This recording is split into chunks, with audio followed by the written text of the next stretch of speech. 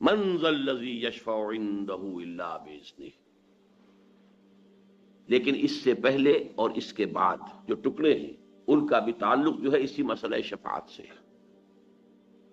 اور ایک اعتبار سے غور کیا جائے تو اگر نو جملوں پر مشتمل مانا جائے اس آیت مبارکہ کو، آیت الکرسی کو، تو پہلے 3 جملے، آخری 3 جملے اور درمیان کے 3 جملے، لہو ما فی السماوات و ما فی الارض من ذا الذی یشفع عندہ الا باذنہ یعلم ما بین ایدیہم وما خلفہم ولا یحیطون بشیء من علمہ الا بما شاء. یہ ہے جملے کے جو متعلق ہے مسئلہ شفاعت سے. تمہیداً میں عرض کر دوں کہ مسئلہ شفاعت ہمارے دین کے بہت مشکل مسائل میں سے، بلکہ آج جب میں غور کر رہا تھا تو میں اس نتیجے پر پہنچا کہ مشکل ہونے کے اعتبار سے یہ بالکل جبر و قدر کے مسئلے کے ہم پلہ ہے. جیسے جبر و قدر کا مسئلہ ہے، جسے عام طور پر عام فہم الفاظ میں ہم کہتے ہیں تقدیر کا مسئلہ.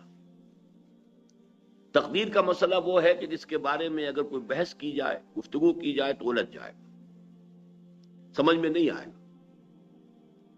اگرچہ یہ کہ چونکہ اس پر ایمان لانا یہ ہم پر واجب کیا گیا ہے، ایمان لانے کے ہم مکلف ہیں.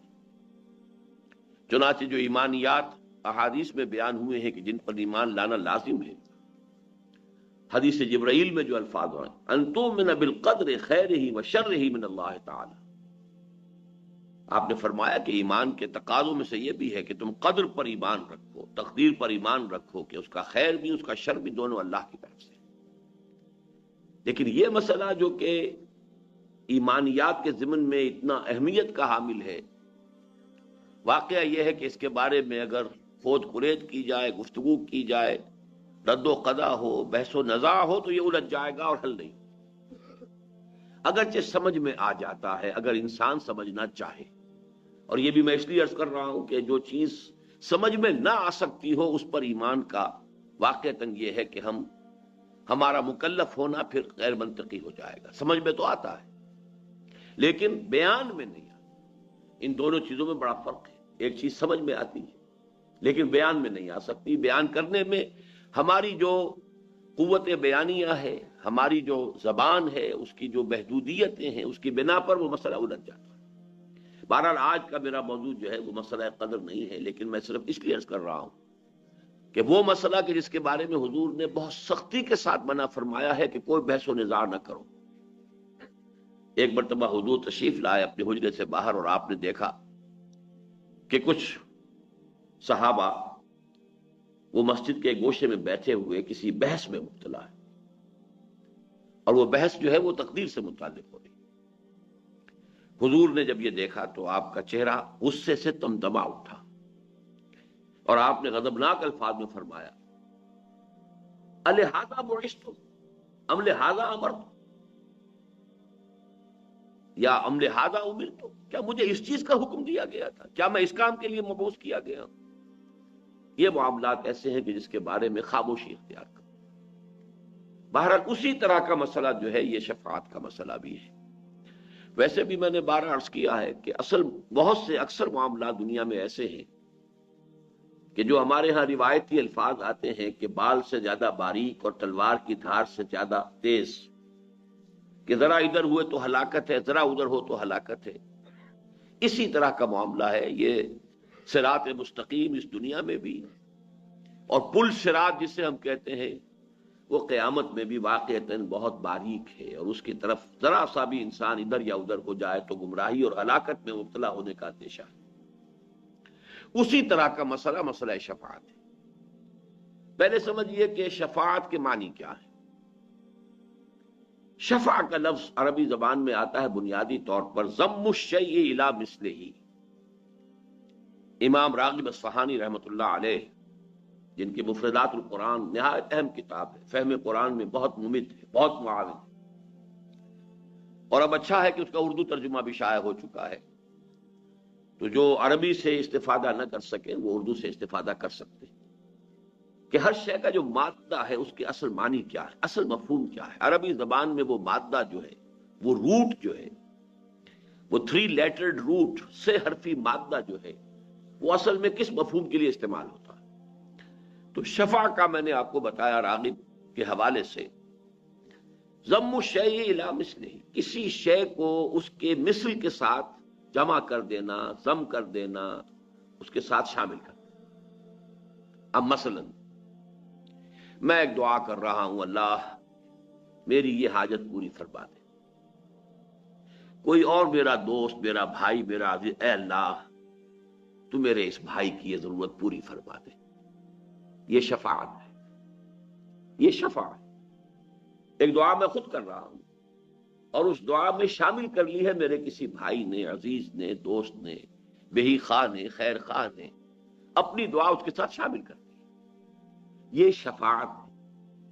اس شفاعت سے تو ہم خوب واقف ہیں، اچھی طرح جانتے ہیں، اس کا کوئی منکر نہیں ہے۔ البتہ یہ کہ ایسی ہستیوں کی شفاعت کہ جو ہمارے سامنے اس طریقے سے مادی طور پر موجود نہیں ہے، عالم غیب میں ہے، غیب کا پردہ حائل ہو چکا ہے، وہ ارواح ہیں اولیاء اللہ کی جو عالم غیب میں ہے، اب ملائکہ ہیں جو عالم غیب میں ہیں، پھر وہ ارواح جو ہیں انبیاء کی ہیں، صلحاء کی ہیں، اتقیاء کی ہیں، اولیاء اللہ کی ہیں، ملائکہ ہیں، یہ تمام ہیں۔ ان سے اس طرح کا کوئی معاملہ جو ہے وہ ذرا مختلف ہو جائے گا، لیکن جو چیز میں نے آپ سے عرض کی مثال کے طور پر، شفاعت کا سب سے سادہ تصور کہ آپ ایک دعا کر رہے ہیں، آپ ایک استدعا کر رہے ہیں اللہ سے، اور کوئی اور بھی آپ کی اس دعا میں آپ کا ساتھ دے رہا ہے، آپ کے لیے گویا کہ اسی بات کا سوال اللہ سے کر رہا ہے کہ جس بات کا سوال آپ کر رہے ہیں، تو یہ شفاعت ہے لفظی اعتبار سے۔ اسی طریقے سے یہ لفظ سورہ نساء میں آیا ہے، آیت نمبر 85 میں، دنیا میں جو ہم ایک دوسرے کے لیے کچھ سفارش کرتے ہیں، اس کے لیے بھی لفظ شفاعت قرآن میں مستعمل ہے۔ آپ کا کوئی بھائی ہے، اس کا کوئی مسئلہ ہے کسی جگہ پر، کوئی ضرورت جو ہے اس کی کوئی شخص پوری کر سکتا ہے، آپ اس کے ساتھ جاتے ہیں اور گویا کہ ایک طریقے سے اسے اطمینان دلاتے ہیں کہ یہ شخص جو ہے یہ قابل اعتماد شخص ہے، یہ جو بات کہہ رہا ہے میرے علم کی حد تک اس کے اوپر آپ اعتبار کر سکتے ہیں، اعتماد کر سکتے ہیں۔ یہ چیز بھی شفاعت ہو گئی اس دنیا کے اندر، گویا کہ آپ نے کسی کی ضرورت میں اپنے علم کی بنا پر یا اپنی کسی وجاہت کی بنیاد پر کہ جو آپ کو کسی کے ساتھ حاصل ہے، کوئی شخص ہے جو آپ کی قدر کرتا ہے، آپ کی عزت کرتا ہے، اس کی نگاہوں میں آپ ایک معتمد علیہ انسان ہے، ایک آپ معتبر انسان ہے، آپ جو بات کہہ رہے ہیں اس کے اوپر وہ اعتبار کر سکتا ہے، تو آپ اپنی ان صلاحیتوں کو، یا یہ کہ کوئی شخص آپ سے محبت کرتا ہے اور اس کی بنا پر یہ ہے کہ وہ آپ کی بات ایک حد تک، جائز حد تک ہو تو وہ ٹالے گا نہیں، تو یہ ایک شفاعت ہے کہ جو دنیا میں بھی سفارش کے معنی میں جب ہم استعمال کرتے ہیں تو قرآن مجید میں ہمیں ایک اصول بتایا گیا، من یشفع شفاعتا حسنۃ یکن لہ نصیب منہا ومن یشفع شفاعتا سیئۃ یکن لہ کفل منہا۔ بالکل منطقی بات ہے، جو شخص کوئی اچھی سفارش کرے گا، اچھی شفاعت کرے گا، وہ اچھائی کے لیے بھی ہو سکتی ہے، اچھی بات کے لیے ہو سکتی ہے، پھر یہ کہ بالکل اس کے اندر کہیں بھی حد اعتدال سے تجاوز نہ ہو، کہیں زیادتی نہ ہو، کسی اور کی حق تلفی نہ ہو، ایک شخص کے لیے کوئی خیر ہو جائے بغیر اس کے کہ کسی اور کی حق تلفی ہو رہی ہو، یہ تمام پہلو ایسے ہوں گے کہ جن کو ہم کہیں گے یہ شفاعت حسنہ ہے۔ اس کے لیے آپ ایک دوسرے کے کام جیسے آتے ہیں، ایسے ہی اگر اس طریقے کی سفارش آپ دنیا میں کرتے ہیں جن میں جھوٹ نہیں ہے، جس میں کوئی کسی کی حق تلفی نہیں ہے، کسی کا پر ظلم نہیں ہو رہا ہے، اور وہاں پر کسی شخص کا جائز طریقے سے کام ہو سکتا ہے، وہ شخص جو ہے اس سے واقف نہیں ہے، وہ جانتا نہیں ہے، آپ کی ایک وجاہت ہے اس کے ہاں، آپ کو وہ جانتا ہے، اور آپ اپنے علم کی بنیاد پر اس سے کہتے ہیں کہ میں آپ سے عرض کرتا ہوں کہ یہ شخص قابل اعتماد ہے، میں اسے جانتا ہوں۔ یہ شفاعت اور صحیح دائرے کے اندر، جیسا کہ میں نے عرض کیا، پھر دہرا رہا ہوں، کسی کی حق تلفی نہ ہو، کسی پر ظلم نہ ہو، بات بالکل صحیح ہو، تو یہ شفاعت حسنہ ہے جس کی گویا کہ ایک طرح سے تاکید کی جا رہی، ترغیب دلائی جا رہی۔ من یشفع شفاعتا حسنۃ یکن لہ نصیب منہا، جس نے کوئی اچھی شفاعت کی، اچھی سفارش کی، اسے خود بھی اس میں سے حصہ مل جائے گا، یعنی اس کو ایک نیکی ملے گی، اللہ تعالیٰ اس کے اس عمل کو پسند فرمائے گا، اللہ تعالیٰ اس کے اس عمل کا اسے اجر و ثواب عطا کرے گا۔ وَمَن يَشْفَعْ شَفَاعَةً سَيِّئَةً، اب وہ تمام شرائط جو ہیں وہ اگر پوری نہیں ہو رہی ہیں، آپ جھوٹ کہہ رہے ہیں، آپ غلط انسان کی جو ہے تائید کر رہے ہیں، آپ حقائق کو کہیں چھپا رہے ہیں، توڑ مروڑ رہے ہیں، یا یہ کہ آپ کسی ایسی بات کے لیے کہہ رہے ہیں کہ جس کا اس کو حق حاصل نہیں ہے، جس سے کسی دوسرے کی حق تلفی ہو رہی ہے، تو یہ فرمایا کہ من یشفع شفاعۃ سیئۃ یکن لہ کفل منھا، تو اس میں سے اب حصہ اس کو بھی مل جائے گا کہ اگر اس کی وجہ سے کسی پر کوئی ظلم ہوا ہے تو اس ظلم کی پاداش جو اللہ کے ہاں ہوگی اس میں اس شخص کا حصہ بھی ہوگا کہ جس نے اس کے لیے سفارش کی۔ تو یہ تو لفظ شفاعت اور شفاعت کے دو معنی کے جو مستعمل ہیں، عام ہیں، واضح ہیں، منطقی ہیں، جن میں کوئی اشکال نہیں، جن میں کوئی دقت نہیں، لیکن یہ کہ اب سمجھیے وہ شفاعت کہ جو تمام گمراہیوں کی جڑ ہے، یہ میں پچھلی مرتبہ عرض کر چکا ہوں، شرک کی اصل بنیاد شفاعت باطلہ کا تصور ہے، غلط شفاعت کا غلط تصور۔ میں عرض کر چکا ہوں کہ دنیا میں دیکھیے ایک تو ہے معاملہ الحاد، خدا کا انکار، کوری مادہ پرستی، میٹیریلزم، جو بھی آپ کہیں، میں اس وقت اس سے گفتگو نہیں کر رہا۔ ایک ہے شرک۔ شرک لازماً دو چیزوں پر مشتمل ہے، کسی بڑے خدا کو مان کر اس کے ساتھ چھوٹے خداؤں کو ماننا، وہاں بڑے خدا کا انکار نہیں ہے۔ میں نے مثالیں بھی دی تھیں، یاد ہوگا، اور بارہا یہ میرے دروس میں باتیں آ چکی ہیں۔ مشرق سے مغرب تک چلے جائیے، آپ کو ہر جگہ یہ تصور شرک کا ملے گا۔ مہادیو ایک، مہادیو وہ تو ایک ہی ہو سکتا ہے، ایک ہی ہے۔ دیویاں اور دیوتا بے شمار، کوئی آگ کی دیوی ہے اور کوئی پانی کا جل دیوتا ہے اور اگنی دیوی ہے، اور کوئی لکشمی بائی ہے، لکشمی دیوی ہے، وہ دولت کی ہے، وہ گنتے جائیے، وہ بے شمار۔ بالکل ویسٹ میں چلے جائیے، بڑے جی سے لکھا جائے گا گاڈ، تو وہ ایک ہی ہے، کیپٹل جی سے۔ اس کے تین صفات جو ہمیشہ مانی گئی ہیں، اومنی پوٹنٹ، اومنیشینٹ، اومنی پریزنٹ۔ وہ جو بڑا خدا ہے ایک اکیلا، جی سے لکھا جانے والا، کیپٹل جی سے، وہ اومنی پوٹنٹ ہے، علی کل شیء قدیر، اومنیشینٹ ہے، بکل شیء علیم، اومنی پریزنٹ ہے، ہر جگہ موجود، ہوا معکم اینما کنتم۔ یہ تین صفات ہر جگہ مانی گئی اس بڑے خدا کا۔ یہی معاملہ تھا عرب میں، اللہ وہ ایک ہی تھا، لیکن آلہہ، وہاں گاڈ کے ساتھ گاڈیسز اینڈ گاڈز، چھوٹے جی سے لکھے جانے والے بے شمار گاڈز اینڈ گاڈیسز، ان کی گنتی نہیں ہو سکتی۔ اسی طریقے سے اللہ ایک اور آلہہ بے شمار۔ اب یہ آلہہ دو طرح کے بنائے گئے، ظاہر بات ہے کہ ان کی، جیسا کہ میں نے پچھلی مرتبہ بھی عرض کیا تھا کہ اصل میں تو یہ بگڑی ہوئی شکلیں ہیں، جو اصل حقیقتیں تھیں ان کے اندر تھوڑا تھوڑا رد و بدل ہوتے ہوتے ہوتے ہوتے وہ شے بالکل ایک نئی بن کر ایک عجیب صورت اختیار کر لیتی ہے، لیکن تھی تو تمام چیزیں جو ہیں، دین توحید ہی تھا آغاز میں۔ حضرت آدم علیہ السلام اللہ کے نبی تھے، یعنی نوع انسانی کا اور تاریخ انسانی کا آغاز جو ہے وہ اندھیرے میں نہیں ہوا، ظلمت میں نہیں ہوا، تاریکی میں نہیں ہوا، جہالت میں نہیں ہوا ہے۔ سائنٹیفک اعتبار سے آپ کہہ سکتے ہیں کہ علم بہت کم ہوگا ان کے پاس یا نہیں ہوگا بالکل، لیکن یہ کہ یہ العلم جو ہے،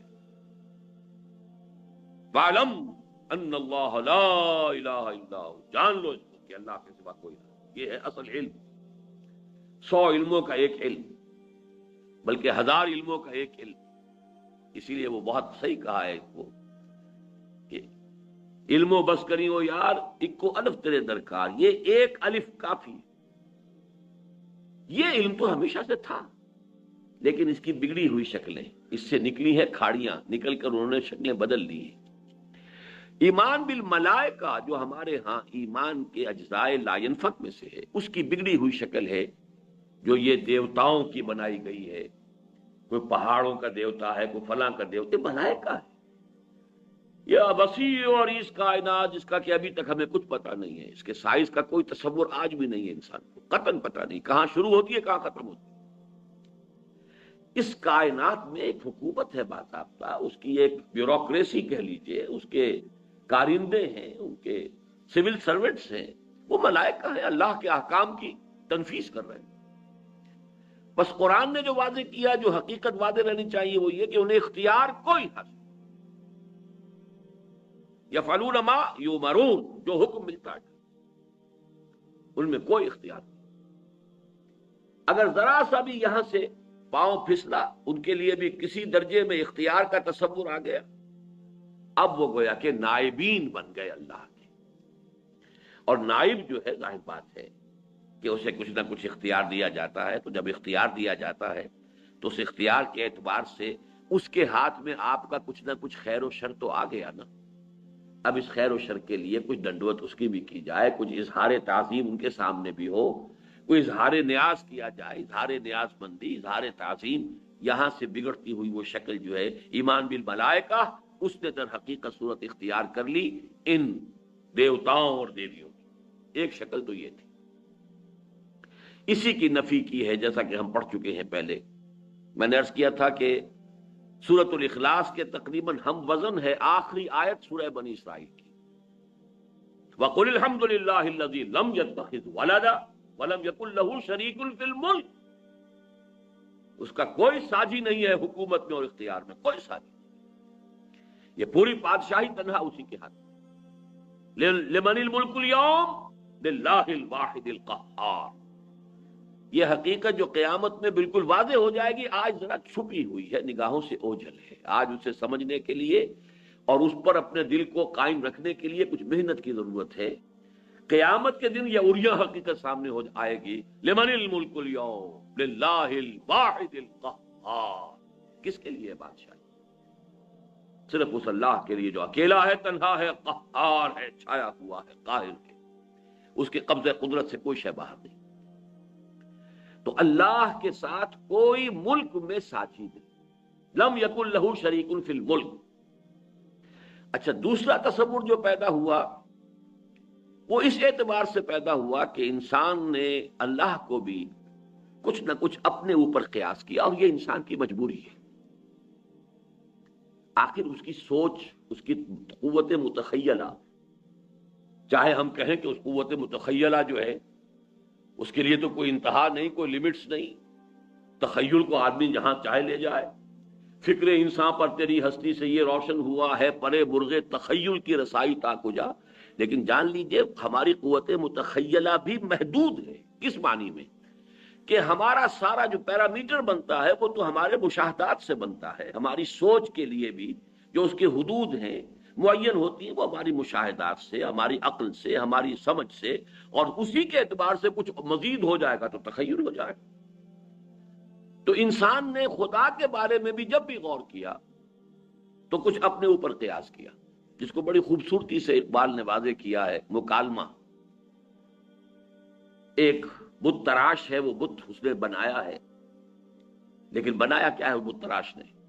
اس نے اپنے دو ہاتھ دیکھے تھے، اس بت کے اندر بھی دو ہاتھ بنا دیے۔ وہ خدا بنا رہا ہے، دیوتا بنا رہا ہے، لیکن کیا بنائے گا؟ اپنے دو ہاتھ دیکھے تھے، دو ہاتھ اس کے بنا دیے۔ اپنی دو آنکھیں تھی، اس کی بھی دو آنکھیں بنا دی، ذرا موٹی موٹی بنا دی ہوں گی، بڑی بنا دی ہوں گی۔ چلیے کسی کی جو ہے وہ ہندوؤں میں سے کسی نے اس کی ناک جو ہے وہ بڑی بنائی تو وہ اس کو ہاتھی کے سونڈ کے مطابق بنا دیا۔ ایسا بھی تو ان کا ایک خدا ہے، گنیش جی۔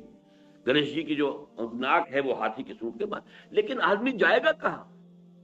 One can not outgrow his skin. انسان اپنے تخیلات میں بھی، تصورات میں بھی، اپنے مشاہدات سے باہر کہاں جائے گا؟ تو وہ بت یہ کہہ رہا ہے کہ تو نے مجھے خدا بنانا چاہا تھا، لیکن تو نے بنایا کیا ہے؟ مرا بر صورت خیش آفریدی،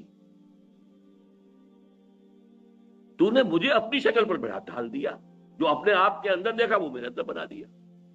برون خیشتن آخر چے دی دی، تو نے اپنے آپ سے باہر کیا دیکھا؟ کچھ بھی نہیں دیکھا۔ اسی طریقے سے انسان نے خدا کو بھی تصور کیا کہ جیسے ایک انسان کو اولاد سے محبت ہوتی ہے، بیٹا محبوب ہے۔ اچھا، بیٹا کسی اور اعتبار سے محبوب ہوتا ہے، بیٹی کی محبوبیت کسی اور اعتبار سے ہوتی ہے۔ بیٹی کمزور ہے، جن سے ضعیف ہے، لیکن یہ کہ اس پر واقعتاً یہ ہے کہ شفقت زیادہ ہو. بیٹے پر یہ زیادہ ہوتا ہے کہ اس کی وجہ سے میرا نام چلے گا، میرا خاندان ہے، اس کا تسلسل ہے، میرا نام باقی رہے گا، بڑھاپے میں یہ میرا سہارا بنے گا، وغیرہ وغیرہ. اس اعتبار سے جو اہمیت ہے وہ بیٹے کی ہے. لیکن یہ ہے کہ محبت اور شفقت جذباتی لگا. بیٹی کوئی بات کہے تو بڑا مشکل ہوتا ہے ٹالنا. اور اسی اعتبار سے واقعہ یہ ہے کہ میں بسا اوقات بمشکل اپنے آنسو روکتا ہوں اس واقعے کو بیان کرتے ہوئے کہ جب حضور کے سامنے حضرت فاطمہ آئی، جن کے بارے میں حضور فرماتے ہیں فاطمہ تو بِضْعَۃٌ مِّنِّی، میرا جگر کا ٹکڑا ہے. اور انہوں نے آ کر، اب تصور کیجئے آپ، وہ دکھا رہی ہیں اپنے ہاتھ کے اوپر پڑے ہوئے گٹے کہ حضور ابا جان دیکھیے یہ چکی چلا چلا کر میرے ہاتھوں پہ گٹے پڑ گئے. کندھے کا نشان دیکھیے کہ میں مشکیدہ خود پانی بھر کر لاتی ہوں کنویں سے، مشکیدہ جو ہے اس کی وجہ سے میرے کندھے کے اوپر یہ بتیاں پڑ گئی. تو اب تو عام مسلمانوں کے ہاں بھی بڑی سہولت ہو گئی ہے، فراوانی ہے، اب وہ تنگ دستی اور اسرت کا دور ختم ہو گیا. تو ابا جان مجھے بھی کوئی کنیز، کوئی غلام عطا فرما دیجئے تاکہ میری بھی یہ مشکل آسان ہو. کیا بیتی ہوگی حضور کے قلب، تصور کیجئے. کہا کیا ہے؟ نہیں بیٹی یہ چیزیں ہمارے لیے نہیں، میں تمہیں اس سے بہتر چیز دے رہا ہوں. ہر نماز کے بعد وہ تسبیح فاطمہ جو مشہور ہے، جب بھی کبھی آپ یہ تسبیح فاطمہ کیا کریں تو اس واقعے کو یاد کر لیا کیجئے. یہ تسبیح فاطمہ کا شان نزول کیا ہے، یہ کب عطا کی ہے حضور نے صلی اللہ علیہ وسلم اپنے جگر گوشے کو، جب یہ درخواست دے کر حضرت فاطمہ حاضر ہوئی رضی اللہ تعالی. نہیں بیٹا یہ چیزیں ہمارے لیے نہیں ہیں، یہ اوروں کے لیے. ہمارے لیے تو جو چیزیں بہتر ہیں میں تمہیں وہ دے رہا ہوں. نماز کے بعد 33 مرتبہ سبحان اللہ، 33 مرتبہ الحمدللہ، 33 یا 34 مرتبہ اللہ اکبر کہہ لیا کرو. روایات میں تھوڑا سا فرق ہے، ورنہ یہ کہ 100ویں کی تعداد پوری ہوتی ہے ایک اور طویل کلمے سے. لیکن یہ کہ بہرحال یہ تسبیح فاطمہ جو عطا کی گئی ہے اس وقت، تو یہ جو بیٹی کا ایک خاص معاملہ ہوتا ہے اس کو ذہن میں رکھیے. تو عربوں نے اللہ کی بیٹیاں قرار دے دیا فرشتوں کو، وہی فرشتے جنہیں نائبین سلطنت قرار دیا ایسٹ اور ویسٹ میں، انہی کو خدا کی بیٹیاں قرار دے دیا عربوں. اب یہ لاڈلی بیٹیاں سفارش کریں گی تو اللہ نہیں ٹال سکتا. یہ ہے. اسی طریقے سے اللہ کے کچھ دوست بھی تو ہیں، اولیاء ہیں. آخر وہ دوستی جو ہے وہ بھی تو کوئی بنیاد ہے. دوست سفارش کرے گا تو دوست کیسے ٹال دے گا؟ یہ دوسرا تصور تھا کہ جس کے تحت سفارش کا تصور جو ہے اس مذہب کے پورے ڈھانچے کے اندر، اس کے پورے سانچے کے اندر داخل ہوا. توحید ہی سے یہ شاخیں نکلی ہیں. جیسا کہ میں آپ کو بتا چکا ہوں کہ تلبیہ بھی کون سا تھا؟ لبیک اللہم لبیک، لبیک لا شریک لک لبیک الا شریکا تملکہ وما ملک. اے اللہ میں حاضر ہوں تیرے سوا کوئی شریک نہیں. اے اللہ میں حاضر ہوں تیرا کوئی شریک نہیں سوائے اس شریک کے جس کا تو ہی مالک ہے، اور جو کچھ اس کے ہاتھ میں اختیار ہے وہ بھی در حقیقت تیرا ہی دیا ہوا ہے. تو توحید کے دریا سے ایک کھاڑی شرک کی نکلی، اور پھر اپنے دل کو مطمئن کرنے کے لیے پھر اسے توحید میں شامل کر دیا. بیچ میں جو شے نکال لی ہے تھوڑی سی یہ شرک کی کہ لبیک اللہم لبیک، لبیک لا شریک لک لبیک الا شریکا تملکہ وما ملک. اللہ سے ایک شریک تو ہے تیرا، کچھ شریک ہے تیرے، لیکن پھر واپس آ گئے توحید میں کہ وہ خود بھی تیرے مملوک ہے، اور جو کچھ اختیار اس کے پاس ہے وہ بھی تیرا ہی عطا کردہ ہے، تیرا ہی ملکیت تو حقیقی تیری ہے. تو گویا کہ توحید سے شروع ہو کر پھر توحید پر بیچ میں وہ جو ایک خم نکال لیا ہے، ایک کجی نکال لی ہے، ایک ٹیڑھ پیدا کر لی ہے. جیسے کہ آیت الکرسی کے بعد آتا ہے کہ لا اکراہ فی الدین قد تبین الرشد من الغی. وہ غی جو آتی ہے بس وہ ہے کہ جس نے سارا فساد دنیا میں پیدا کیا، اور نتیجہ کیا ہوتا ہے؟ یہ سفارشی جو ہمارے ہیں چونکہ اللہ کے لاڈلے ہیں، اسی لیے دیکھیے سورہ بنی اسرائیل کی آخری آیت میں کیا فرمایا؟ لم یکن لہ شریک فی الملک ولم یکن لہ ولی من الذل. اس کا کوئی ولی اور دوست کسی کمزوری کی وجہ سے نہیں ہے. اس میں نفی کی ہے. اللہ کا ولی تو ہے لیکن تمہارا دوست ہوتا ہے تم دوستیاں نبھاتے ہو، دوستیاں پالتے ہو، کیوں؟ کہ کسی وقت پر کام آئے گا، اور جب میرے وقت پر کام آئے گا، میری کسی مشکل میں میرا ساتھ دے گا، تو آج اس کی بات میں کیسے ٹال سکتا ہوں؟ یہ ہے وہ پورا کا پورا فلسفہ جو ہم اپنے اوپر قیاس کریں تو ہمارے معمولات میں شامل ہے۔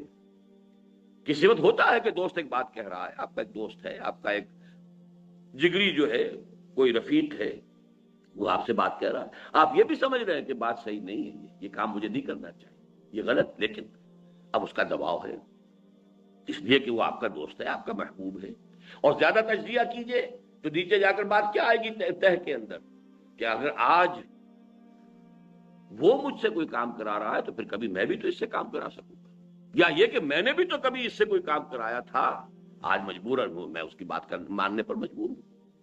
یہ سارے تصورات ہیں کہ جو آگے چل کر کیا ہوتا ہے، اسی شفاعت کے تصور سے پہلا قدم تو یہ ہوتا ہے کہ وہ اظہار نیاز جو ہے، نیاز مندی کا اظہار اور تعظیم کا اظہار ہوتے ہوتے مراسم عبودیت میں ڈھل جاتا ہے۔ اب جس کی تعظیم کرنی ہے تو پہلے کبھی تھوڑی سی تعظیم کی، پھر کبھی اور جھک گئے تعظیم کے اندر، پھر اور جھک گئے، پھر سجدے میں چلے گئے، یہی تو تعظیم ہے۔ تعظیم ہے، اس کے سوا ہے کیا؟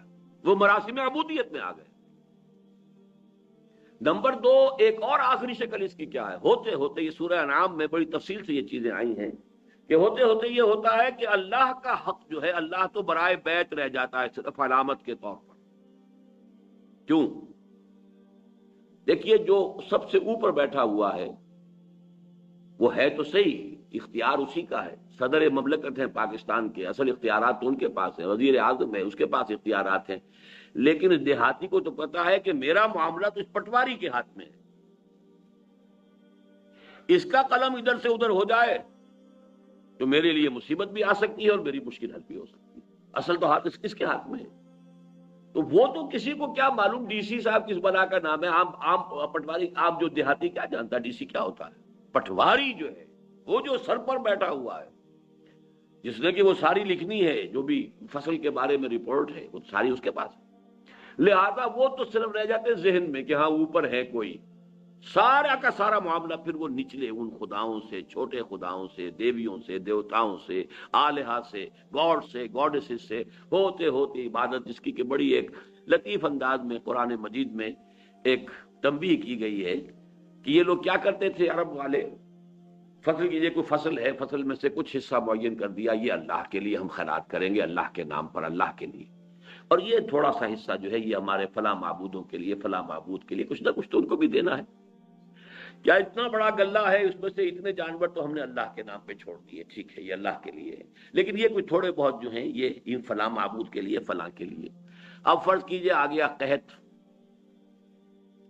تو اللہ کے حصے میں تو ہاتھ ڈال لے گئے، وہ چھوٹے معبود کے حصے کو نہیں چھیڑ سکتے، اس لیے کہ اس کا تو، وہ جس کو پنجابی میں کہتے ہیں کہ رب نیڑے کے سن، وہ تو ان کا مکہ تو قریب ہے، وہ اللہ تو دور ہے، بلکہ یہاں تک کہ پھر جو اللہ کا حق ہے وہ تو ان کو مل جائے گا، ان کے حق میں شامل ہو جائے گا، لیکن جو ان کا حق ہے وہ اللہ کے حق میں شامل نہیں ہوگا۔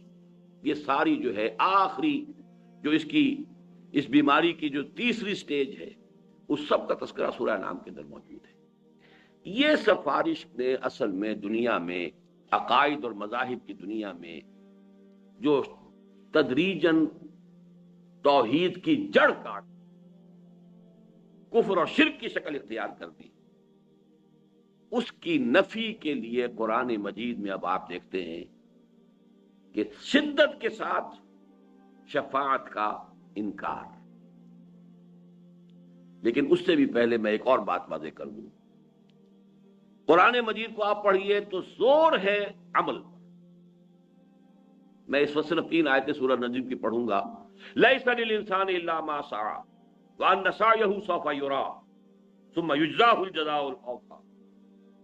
نہیں ہے انسان کے لیے مگر صرف وہ جس کے لیے اس نے خود محنت کی، ہاں اس کی محنت اس کے سامنے رکھ دی جائے گی، وہ دیکھ لے گا، دکھا دی جائے گی، جیسے کہ فرمایا فَمَن يَعْمَلْ مِثْقَالَ ذَرَّةٍ خَيْرًا يَرَهُ وَمَن يَعْمَلْ مِثْقَالَ ذَرَّةٍ شَرًّا يَرَهُ۔ معلوم ہوا کہ سارا دار و مدار جو ہے انسان کا کامیابی کا، فوز و فلاح کا، وہ تو انسان کے عمل پر ہے، محنت پر ہے، مشقت پر ہے، جد و جہد پر ہے.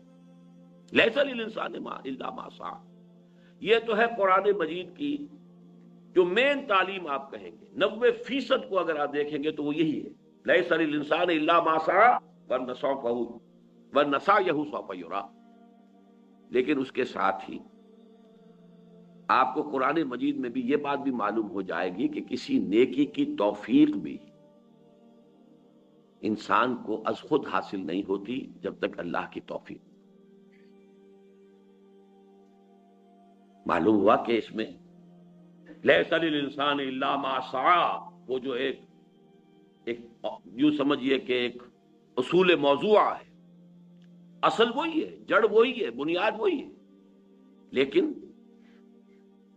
وما تشاءون الا ان یشاء اللہ، تمہارے اندر یہ ارادہ کا پیدا ہونا، تمہارے اندر اس جذبے کا ابھرنا، تمہارے اندر خیر کا داعیہ بیدار ہونا، تمہارے اندر اچھے جذبات کا نشو و نما پانا، یہ بھی تو اللہ کی توفیق سے. نمبر 2، حضور کی حدیث اب آپ کو سنا رہا ہوں. کوئی شخص جنت میں محض اپنے عمل پر نہیں جا سکے گا. اور یہ ایسا کیٹیگوریکل سٹیٹمنٹ تھا کہ میں یہ کہا کرتا ہوں، آپ نے بارہا سنا ہوگا میری زبان سے، کہ بڑی ہمت اور جرت سے کام لیا کسی صحابی نے جو حضور سے پوچھ لیا کہ کیا حضور آپ بھی؟ کوئی انسان جنت میں محض اپنے بل سے، اپنے عمل کی بنیاد پر داخل نہیں ہو سکتا. حضور کیا آپ بھی؟ فرمایا ہاں میں بھی، الا ان یتغمدنی ربی برحمتہ، جب تک میرا رب اپنی رحمت سے مجھے ڈھانپ نہ دے، اپنی رحمت کے سائے میں نہ لے لے، میں بھی جنت میں داخل نہیں. اب ان دو انتہاؤں کو آپ نے دیکھ لیا. اس کا نتیجہ میں بعد میں نکالوں گا، نتیجہ کیا نکلتا ہے، لیکن میں اسی کے حوالے سے شفاعت کا مسئلہ حل کرنا چاہتا ہوں. قرآن مجید ایک طرف تو ان آیات کو آپ دیکھیے، اپنے ذہن میں رکھیے کہ جس میں کیٹیگوریکل ڈینائل ہے، ایبسلیوٹ کیٹیگوریکل ڈینائل، کوئی شفاعت قیامت میں نہیں. قرآن مجید میں آیات. چنانچہ کفار و مشرکین کی بات تو چھوڑ دیجئے، وہ تو بار بار قرآن میں آیا ہے، بار بار آیا ہے. ان کا جو تصور تھا شفاعت باطلہ کا تھا، اس کی نفی تو کی گئی ہے ہر جگہ پر. اب میں یہاں مسلمانوں سے جو بات کہی گئی ہے وہ بتا رہا ہوں. ایک تو سابقہ امت مسلمہ، یہ الفاظ جو ہیں یہ میں نے ہی عام کیے ہیں کہ سابقہ امت مسلمہ بھی ایک تھی اور ابھی تک موجود ہے ان ایگزائل. جیسے کہیں کا کوئی بادشاہ ہو اور وہ کہیں جلا وطن ہوا ہو، لیکن موجود تو ہے سابقہ امت مسلمہ یہود. اور بعض اعتبارات سے آپ اپنے آپ سے اگر تقابل کریں گے تو ان کا پلڑا بہت بھاری ملے گا آپ. وہ جو غالب نے کہا تھا کہ ریختہ کہ ایک تم ہی استاد نہیں ہو غالب، سنتے ہیں اگلے زمانے میں کوئی میر بھی تھا. ہم ہی تو نہیں امت مسلمہ، اگلے زمانے میں کوئی اور امت بھی تھی اور وہ بھی موجود ہے آج تک. بنی اسرائیل 2000 برس عمر ہوئی اس امت کی،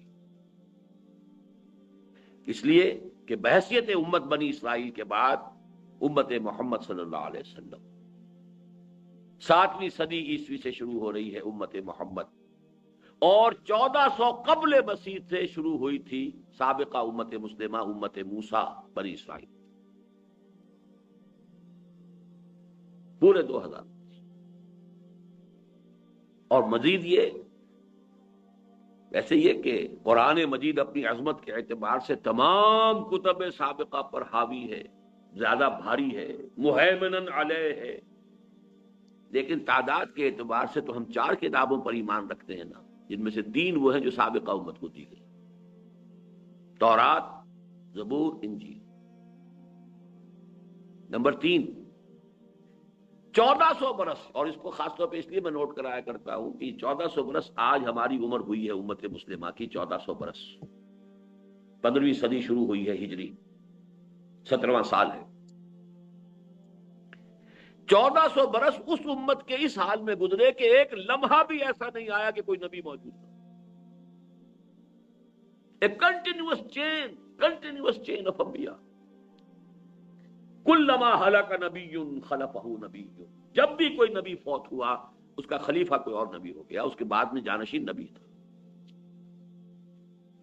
اور شروع بھی دو سے ہوئے اور اختتام بھی دو پر ہوا.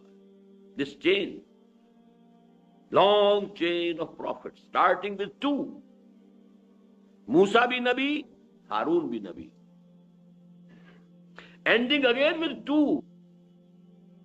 یحییٰ بھی نبی، عیسیٰ بھی نبی. اور درمیان میں یوں سمجھ لیجئے دو کھونٹے ادھر اور دو کھونٹے ادھر، بلکہ ایک ایک کھونٹا، ہاں دو کھونٹے ادھر دو کھونٹے ادھر، اور پھر ان کے درمیان وہ چین ہے کہ کوئی وقت ایسا نہیں گزرا کہ نبی نہ ہو. اس امت کا جو خطاب اس سے براہ راست قرآن میں ہوا ہے وہ 10 رکوع سورہ بقرہ کے اہم ترین ہیں، 5ویں سے شروع ہو کر اور 14ویں کے اختتام پر، بلکہ 15ویں کے شروع میں.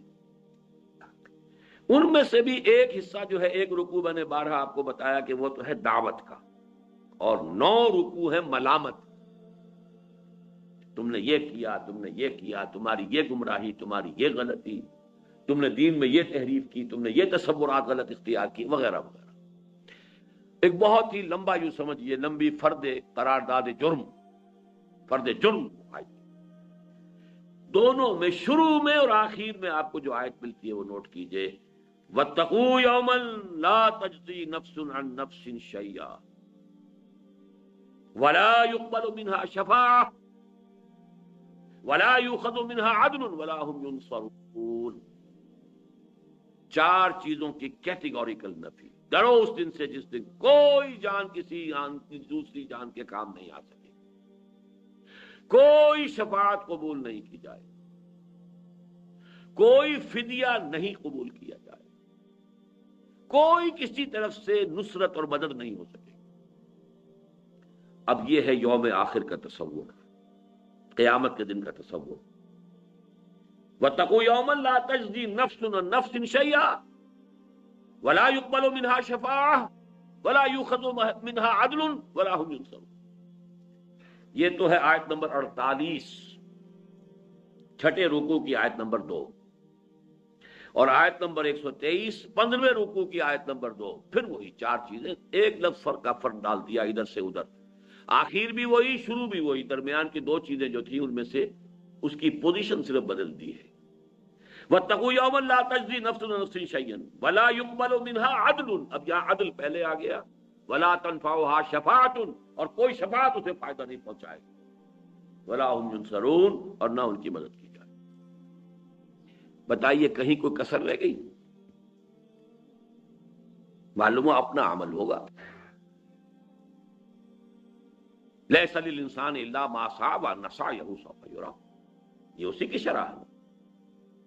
وَاتَّقُوا يَوْمًا لَا تَجْزِي نَفْسٌ عَن نَفْسٍ شَيْئًا وَلَا يُقْبَلُ مِنْهَا شَفَاعَةٌ وَلَا يُؤْخَذُ مِنْهَا عَدْلٌ وَلَا هُمْ يُنصَرُونَ. وَاتَّقُوا يَوْمًا لَا تَجْزِي نَفْسٌ عَن نَفْسٍ شَيْئًا وَلَا يُقْبَلُ مِنْهَا عَدْلٌ وَلَا تَنْفَعُهَا شَفَاعَةٌ وَلَا هُمْ يُنصَرُونَ. اور اب امت مسلمہ کا دیکھیے، موجودہ امت مسلمہ، اسی آیت الکرسی سے پہلی آیت کیا ہے؟ اگلے اتوار کو انشاءاللہ میں اسی کا درس دوں گا. وہ پہلی آیت، اس آیت الکرسی سے ایک آیت پہلے اور آیت الکرسی سے 2 آیتیں بعد میں. اس پر انشاءاللہ ہمارا اگلا درس ہوگا. یا ایھا الذین آمنوا انفقوا مما رزقناکم من قبل ان یاتی یوم لا بیع فیہ ولا خلۃ ولا شفاعۃ والکافرون هم الظالمون. اے ایمان کے دعوے دارو، خرچ کر دو، لگا دو، کھپا دو ان سب چیزوں میں سے جو اللہ نے تمہیں دی، اس سے پہلے کہ وہ دن آ جائے جس دن نہ کوئی لین دین ہوگا، نہ کوئی سفارش اور شفاعت ہوگی، نہ کوئی دوستی کا. والکافرون هم الظالمون، اور کفر کرنے والے ہی ظالم شمار. یہ میں نے آپ کو 3 مثالیں دی ہیں کیٹیگوریکل ڈینائل کی، کہ کوئی شفاعت، تاکہ ایک دفعہ تو جڑ کٹ جائے نا، بات جو ہے بنیادی طور پر مستحکم ہو جائے. اس کے بعد اللہ بھی آتا ہے. یہ دوسرا اسلوب ہے قرآن مجید کا. میں پھر کہاں سے بلڈ کر رہا ہوں اپنا تھیسس، نوٹ کر لیجئے. جہاں ایک طرف یہ ہے کہ اپنے ہی عمل سے تمہیں نجات مل سکتی ہے، لیس للانسان الا ما سعى وان سعيه سوف يرى، لیکن ساتھ ہی یہ بھی کہ میں اپنے عمل پر کوئی گھمنڈ نہ ہو جائے، اپنے عمل پر تکیہ اور بھروسہ نہ کر بیٹھنا۔ دو پہلو ذہن میں ہمیشہ رہیں، ایک یہ کہ اگر کسی خیر کی توفیق ملی ہے تو وہ بھی اللہ ہی سے ملی، اسی کے لیے شکر۔ الحمدللہ الذی ہدانا لہذا وما کنا لنہتدی لولا ان ہدانا اللہ۔ اور دوسرا یہ کہ محض اپنے عمل پر کبھی تکیہ نہ کرنا، جو کوتاہیاں لاکھوں ہو رہی ہوتی ہیں جس کا تمہیں اندازہ بھی نہیں، تم ان کو جانتے بھی نہیں، نہ معلوم وہ کتنے انبار جمع ہو رہے ہیں، وہ جو گناہ کبیرہ ہیں ان کے کتنے تم نے انبار جمع کر لیے، ان کا وزن کتنا ہو جائے۔ لہذا رحمت خداوندی کے بغیر نہ سمجھنا کہ رستگاری ہو سکے گی۔ کوئی انسان محض اپنے عمل سے جنت میں داخل نہیں ہو سکتا، یہاں تک کہ حضور اپنے بارے میں فرما رہے ہیں میں بھی جنت میں داخل نہیں ہو سکوں گا الا ان یتغمدنی ربی برحمتہ، مگر یہ کہ اللہ میرا رب مجھے اپنی رحمت کے تحت سائے میں لے لے، ڈھانپ۔ اسی طرح شفاعت، ولا شفاعت ولا تنفعها شفاعت لا يقبل منها شفاعت، یہ ساری جو ہے کیٹیگوریکل نفی ہے۔ اب میں 8 مقامات گنوا دیتا ہوں کہ جس کے اندر ایک الا بھی ہے کہ نہیں کچھ ہے، شفاعت ہے کچھ۔ اسی لیے میں نے عرض کیا تھا کہ مشکل معاملہ ہے، جیسے تقدیر کا معاملہ ویسے ہی مشکل ہے۔ آیت الکرسی خود جو ہے لیجئے تو اس میں موجود ہے من ذا الذی یشفع عندہ الا باذنہ، ہے کہ نہیں؟ آغاز کتنا پر جلال، پر ہے، من ذا الذی، کون ہے وہ؟ کانپ جائے گا، بڑے سے بڑا ولی کانپ جائے گا، انبیاء کانپیں گے جب اللہ فرمائے من ذا الذی یشفع عندہ، کون ہے وہ؟ کون اپنی یہ ذاتی حیثیت سمجھتا ہے؟ کون سمجھتا ہے کہ مجھ پر اس کا کوئی اختیار ہے؟ کون ہے جو سمجھتا ہے کہ وہ کوئی زور میرے خلاف استعمال کر سکتا ہے؟ کون ہے وہ؟ من ذا الذی یشفع عندہ، کون ہے وہ جو شفاعت کر سکے گا اس کے سامنے؟ الا باذنہ، ہاں الا سوائے اس کی اجازت کے۔ معلومہ اسی کیٹیگوریکل انداز میں جیسا کہ پچھلی آیت میں تھا ولا شفاعہ، اس کی مزید جو ہے اس کو مزید فورٹیفائی کیا ہے، مزید مضبوط کیا ہے، من ذا الذی یشفع عندہ الا باذنہ، لیکن الا باذنہ۔ سورہ انبیاء میں فرمایا ولا یشفعون الا لمن ارتضی، وہ شفاعت نہیں کر سکیں گے مگر جن کے لیے اللہ راضی ہو۔ اب یہ الا گنوا رہا ہوں میں آپ کو۔ ما من شفیع الا من بعد اذنہ، سورہ یونس علیہ الصلوۃ والسلام، کوئی نہیں ہے سفارش کرنے والا سوائے اس کی اذن کے بعد۔ لا یملکون الشفاعۃ الا من اتخذ عند الرحمن عہدا، سورہ مریم۔ یومئذ لا تنفع الشفاعۃ الا من اذن له الرحمن، سورہ طٰہٰ۔ اس روز کوئی شفاعت نہیں کر سکے گا سوائے اس کے کہ جس کو رحمان کی جانب سے اجازت مرحمت ہو جائے۔ ولا تنفع الشفاعۃ عنده الا لمن اذن له، سورہ سبا۔ اس کی جناب میں کوئی سفارش کام نہیں آ سکے گی الا یہ کہ جس کے لیے اس نے اجازت دی ہو۔ سورہ زخرف میں فرمایا ولا یملکون الذین یدعون من دونہ الشفاعۃ الا من شہد بالحق، کوئی نہیں ہے جسے اختیار حاصل ہو اس کی جناب میں شفاعت کا سوائے اس کے کہ جو حق کی شہادت ہے۔ وہ حق کو باطل نہیں کرے گا، باطل کو حق نہیں کرے گا، بات صحیح ہوگی۔ سورہ نجم میں فرمایا جس میں وہ الفاظ آئے ہیں لیس للانسان الا ما سعى وان سعيه سوف يرى، اسی میں یہ الفاظ ہیں وَكَم مِّن مَلَكٍ فِي السَّمَاوَاتِ لَا تُغْنِي شَفَاعَتُهُمْ شَيْئًا إِلَّا مِن بَعْدِ أَن يَأْذَنَ اللَّهُ لِمَن يَشَاءُ وَيَرْضَىٰ، کتنے ہی فرشتے ہیں آسمانوں کے اندر لیکن ان کی شفاعت کسی کو فائدہ نہیں پہنچا سکے گی مگر اس کے بعد کہ اللہ تعالیٰ اجازت دے۔ اور یہاں تو بات کو دو طرف کر دیا، اذن بھی دے جو شفاعت کر رہا ہے اس کو اذن، جس کے لیے شفاعت کی جانی ہے اس کے لیے بھی منظوری. یہاں شرطیں دو طرف. من بعد ان یاذن اللہ لمن یشاء ویرضی، اللہ اجازت دے. یہ ہے اب دو چیزوں کے درمیان معاملہ آ رہا ہے، وہی بال سے زیادہ باریک اور تلوار کی دھار سے زیادہ تیز. ادھر ہوتے ہیں تو شرک، ادھر ہوتے ہیں سرے سے انکار کر دیں. چنانچہ ہمارے ہاں ہے، یہ انتہائیں موجود ہیں. خوارج نے سرے سے انکار کیا، کوئی شفاعت. وہ انتہائی شدید تھے اپنے ان معاملات کے اندر. ان کی شدت کا ایک مظہر یہ بھی تو ہے نا کہ جو گناہ کبیرہ کا مرتکب ہے وہ کافر ہو گیا. کافر ہو گیا تو گویا کہ مرتد ہے، مرتد ہے تو وہ واجب القتل ہے. وہ تو پھر چونکہ ایک فشت اول چونِ حد معمار کج تاثریہ بھی ربط دیوار کج. گناہ کبیرہ کا مرتکب کافر ہو گیا، وہ پہلے مسلمان تھا، اس کی جان مال آبرو محفوظ تھی مسلمان معاشرے کے اندر. آپ کوئی دسترازی نہیں کر سکتے تھے، نہ اس کے مال پر، نہ اس کی جان پر، نہ اس کی عزت پر، حرمت پر، کچھ بھی نہیں، محفوظ ہے. لیکن جب مرتد ہو گیا تو اب اس کا خون بھی مباح ہے، قتل کر سکتے ہو، اس کا مال بھی مباح ہے، سارا کا سارا مال تم جو ہے لے سکتے ہو. اس کی بیوی بھی وہ بھی حلال ہو گئی تمہارے اوپر، اسے اپنی کنیز بنا سکتے. اور یہ بھی جان لیجئے کہ انتہائی نیک لوگ تھے، بڑے عابد لوگ تھے. ظاہر ہے جن کا معیار یہ ہو کہ جو گناہ کبیرہ کرے وہ مرتد ہے، مرتد واجب القتل ہے، مباح الدم ہے، اس کا مال بھی، اس کی حرمت، اس کی ہر چیز جو ہے آپ کے لیے حلال ہو گئی. وہ اگر ایسے لوگ کہیں رہ رہے ہو تو وہ خود کتنے نیک ہوں گے. تو نیکی اپنی جگہ پر ہے اور اعتدال اور توازن اپنی جگہ پر. یہاں میں توازن کی بات کر رہا ہوں، اعتدال کی بات کر رہا ہوں. بال سے زیادہ باریک اور تلوار کی دھار سے زیادہ تیز راستے کی بات کر رہا ہوں. توازن ہی تو اصل شے ہے. خوارج سرے سے منکر ہے، کوئی شفاعت نہیں، کسی طرح کی شفاعت نہیں. لیکن اس سے آگے کا ایک درجہ ہے معتزلہ کا. کچھ ڈھیلے ہیں، بعض شفاعتوں کے وہ قائل ہیں، وہ میں تفصیل سے آپ کو بتاؤں گا. لیکن یہ کہ اکثر و بیشتر ان کا موقف بھی وہی ہے کہ جو عقل کا موقف ہے.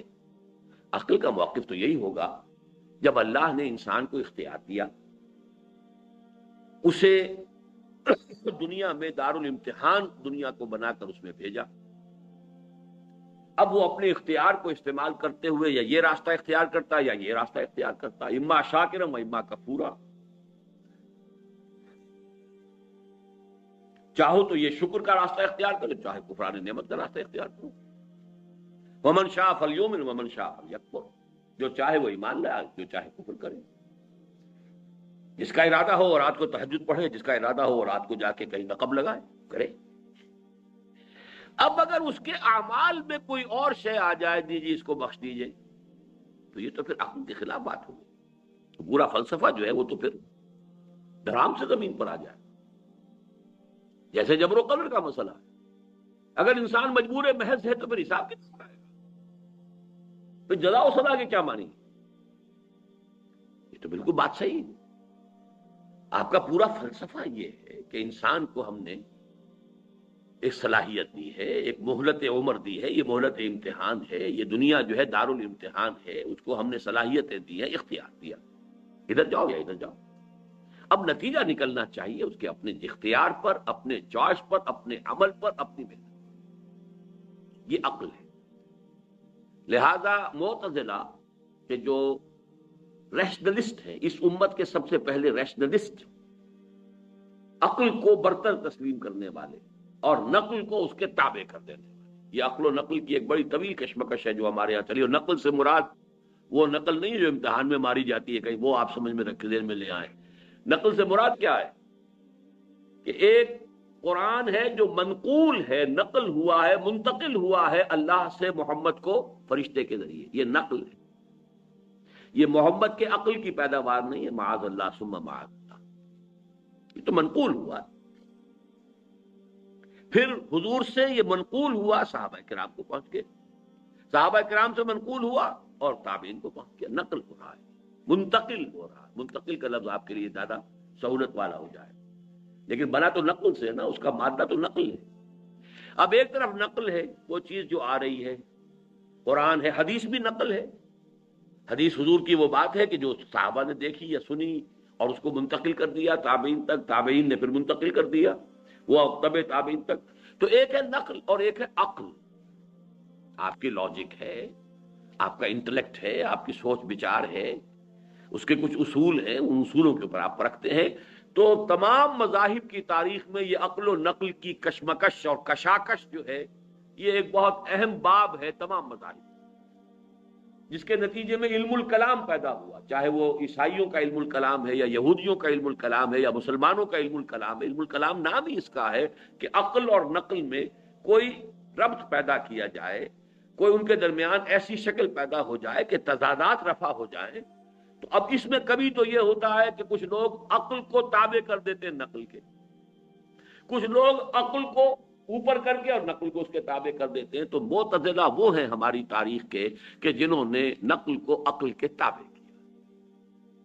وہ بھی اکثر و بیشتر قسم کی شفاعتیں جو ہیں ان کا منکر ہیں. وہ میں تفصیل جو کون سی شفاعت ہے وہ میں بعد میں عرض کروں گا.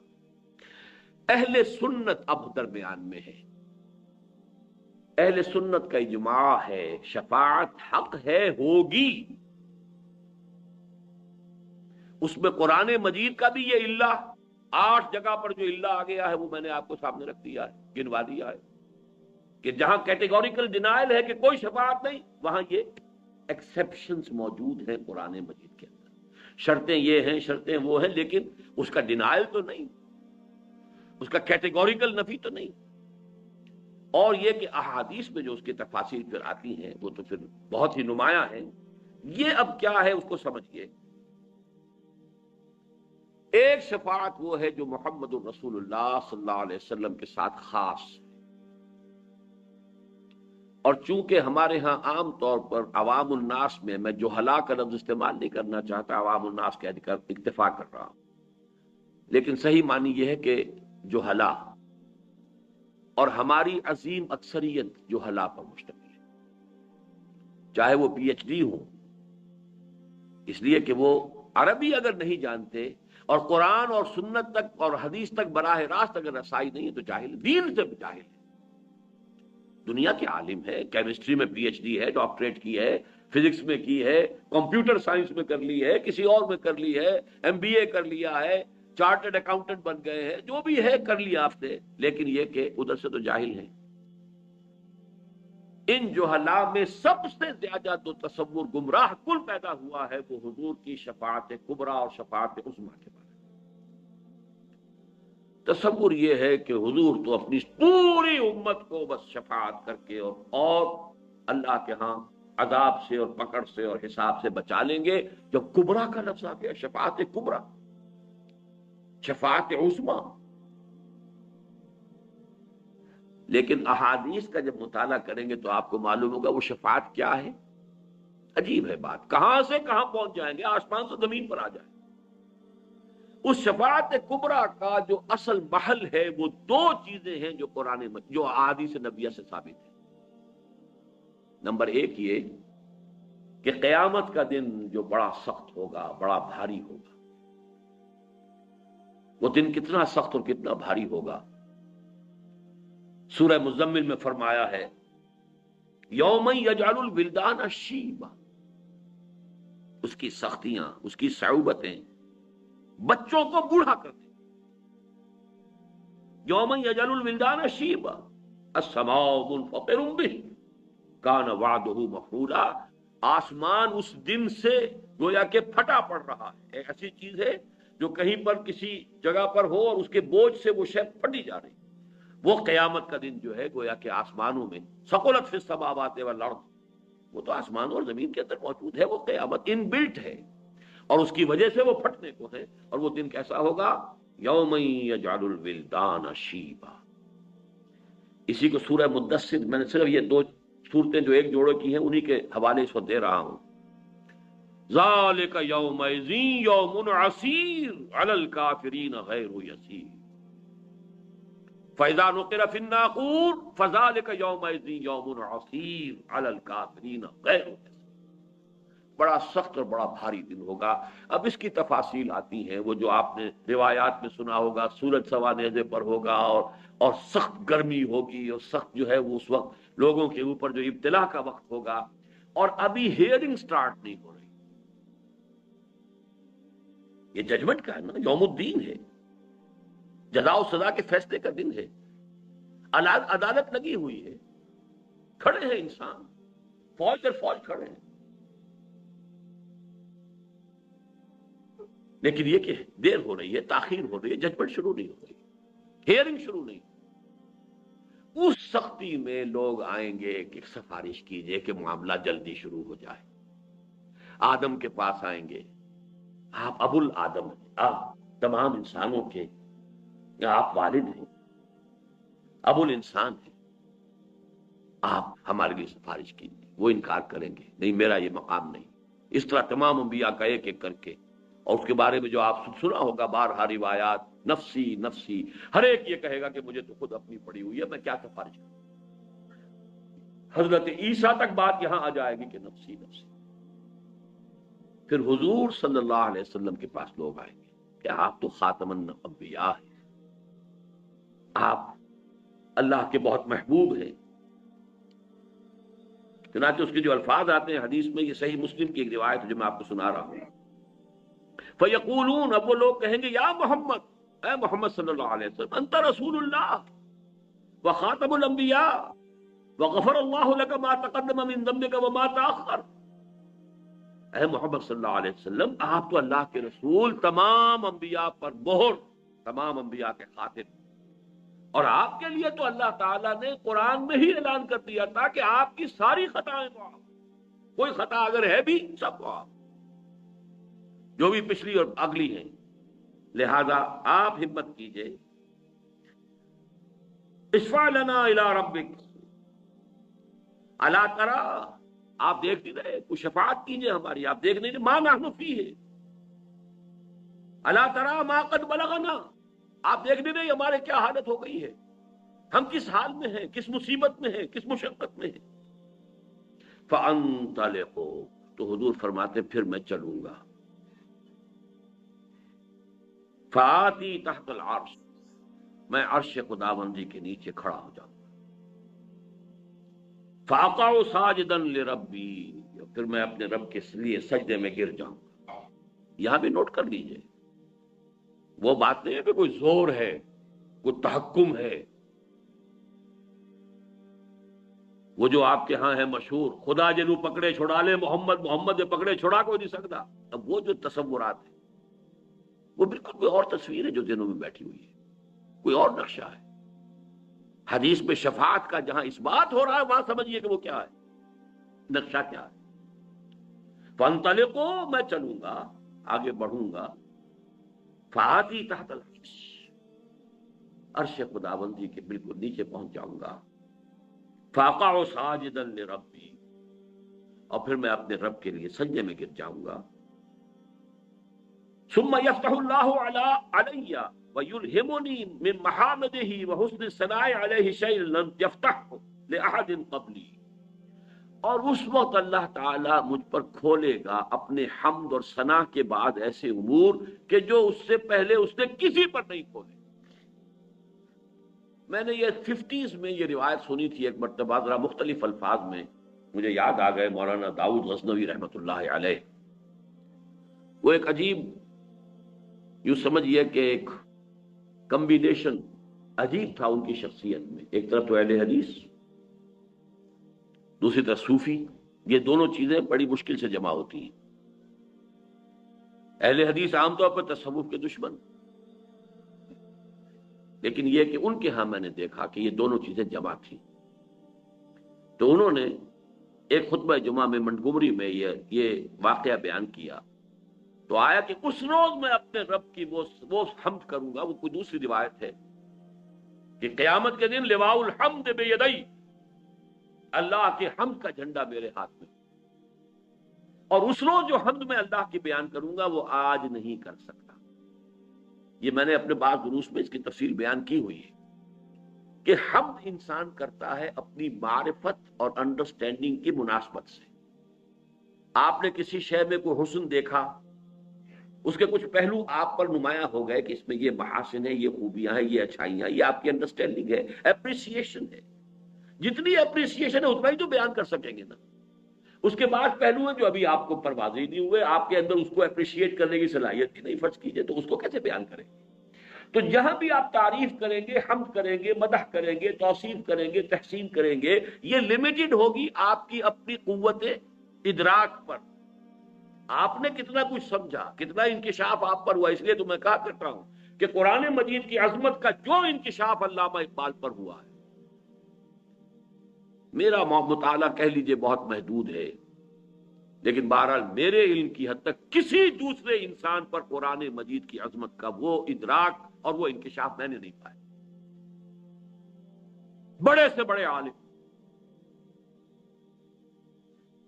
یہ انکشاف ہے، یہ اپریسیشن. ایک بہت بڑا فلسفی ہی اپریشیٹ کر سکے گا نا کہ قرآن کی اس آیت میں کس قدر بڑا فلسفہ ہے. عام آدمی کو کیا پتا کیا اس میں لکھا ہوا ہے. وَلَا تَكُونُوا كَالَّذِينَ نَسُوا اللَّهَ فَأَنسَاهُمْ أَنفُسَهُمْ.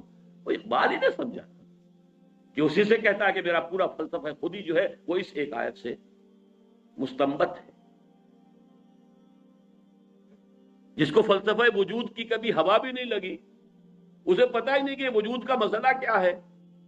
اسے کیا پتا هو الاول والآخر والظاہر والباطن میں کیا سمندر ہے معرفت کا کہ جو مضمر ہے. تو انکشاف اس عظمت قرآن کا اپنی استعداد، اپنی صلاحیت، اپنی وسعت علم، اپنے ذہن کا جو یہ ظرف ہے وہ کتنا گہرا ہے، کتنا چوڑا ہے، کتنا بڑا ہے، اس میں کتنی کچھ سمائی ہو سکتی، اسی کے اعتبار سے ہوتا ہے. تو اس حوالے سے حضور فرماتے اس روز جو میں حمد اللہ کی بیان کروں وہ آج نہیں کر سکتا. یعنی اس وقت اللہ تعالیٰ کی صفات کمال، اس کا جو مجھ پر انکشاف ہوگا اس دن، وہ آج مجھ پر نہیں ہے. حالانکہ آج بھی جتنا ہے ہم اس کا تصور نہیں کر سکتے. حضور کی اس حیات دنیاوی کے دوران میں بھی جو تصور تھا وہ بھی ہمارے لیے وراء الورا ثم وراء الورا ثم وراء الورا، ہمارے تصور سے تو وہ بھی دور. لیکن حضور فرماتے ہیں کہ خود میں بھی آج وہ ادراک اور شعور جو ہے مجھے حاصل نہیں جو اس وقت مجھے عطا کیا جائے گا. اور یہاں اس حدیث میں، یہ صحیح مسلم کی روایت ہے، اس کی پورے الفاظ میں نے آپ کو سنا دیے. ثم یفتح اللہ علی ویلہمنی، پھر اللہ مجھے الہام فرمائے گا. اب دیکھیے بہت اہم لفظ آیا یہاں پہ الہام کا، اور یہ میری بحث میں ابھی آئے گا بڑی اہمیت کے ساتھ. اسی سے گرہ کھلتی ہے شفاعت کی ایک اہم اور ایک بڑے ہی غامض مسئلے. الہام اللہ فرمائے گا مجھے اپنے حمد کی محامد، وہ چیزیں، وہ اوصاف، وہ چیزیں، وہ ایٹریبیوٹس کہ جن پر حمد کی جائے. قابل حمد جو اللہ کی ذات کے پہلو ہیں، وہ اس دن جو مجھے اللہ الہام کرے گا وہ ہوں گے کہ جو کسی پر اس نے نہیں کھولے. فتح، کھولنا، واضح کرنا، عام کرنا. اس لیے مجھے ایک اور دعا یاد آ گئی جو میرا کتاب چاہے مسلمانوں پر قرآن مجید کے حقوق، اس کے اختتام پر ایک دعا ہے جو کئی دعائیں جو ہیں ذرا تھوڑے تھوڑے لفظی فرق کے ساتھ کتابوں میں ہے، تھوڑا تھوڑا فرق ہے، میں نے جمع کیا. بہت بڑا خزانہ ہے، معرفت رب کا بہت بڑا خزانہ، مقام عبدیت کا بہت بڑا مظہر. اللہم انی عبدک وابن عبدک وابن امتک فی قبضتک ناصیتی بیدک ماض فی حکمک عدل فی قضاؤک. ذرا اندازہ کیجئے عبدیت کا. اے اللہ میں تیرا بندہ ہوں. اللہم انی عبدک وابن عبدک، میرا باپ بھی تیرا ایک ادنا غلام تھا. وابن امتک، میری ماں بھی تیری ادنا کنیز تھی. اللہم انی عبدک وابن عبدک وابن امتک فی قبضتک، میں تیرے قبضہ قدرت میں ہوں. ناصیتی بیدک، میری پیشانی تیرے ہاتھ میں ہے. ماضٍ فی حکمک، میرے پورے وجود میں تیرا ہی حکم جاری و ساری ہے.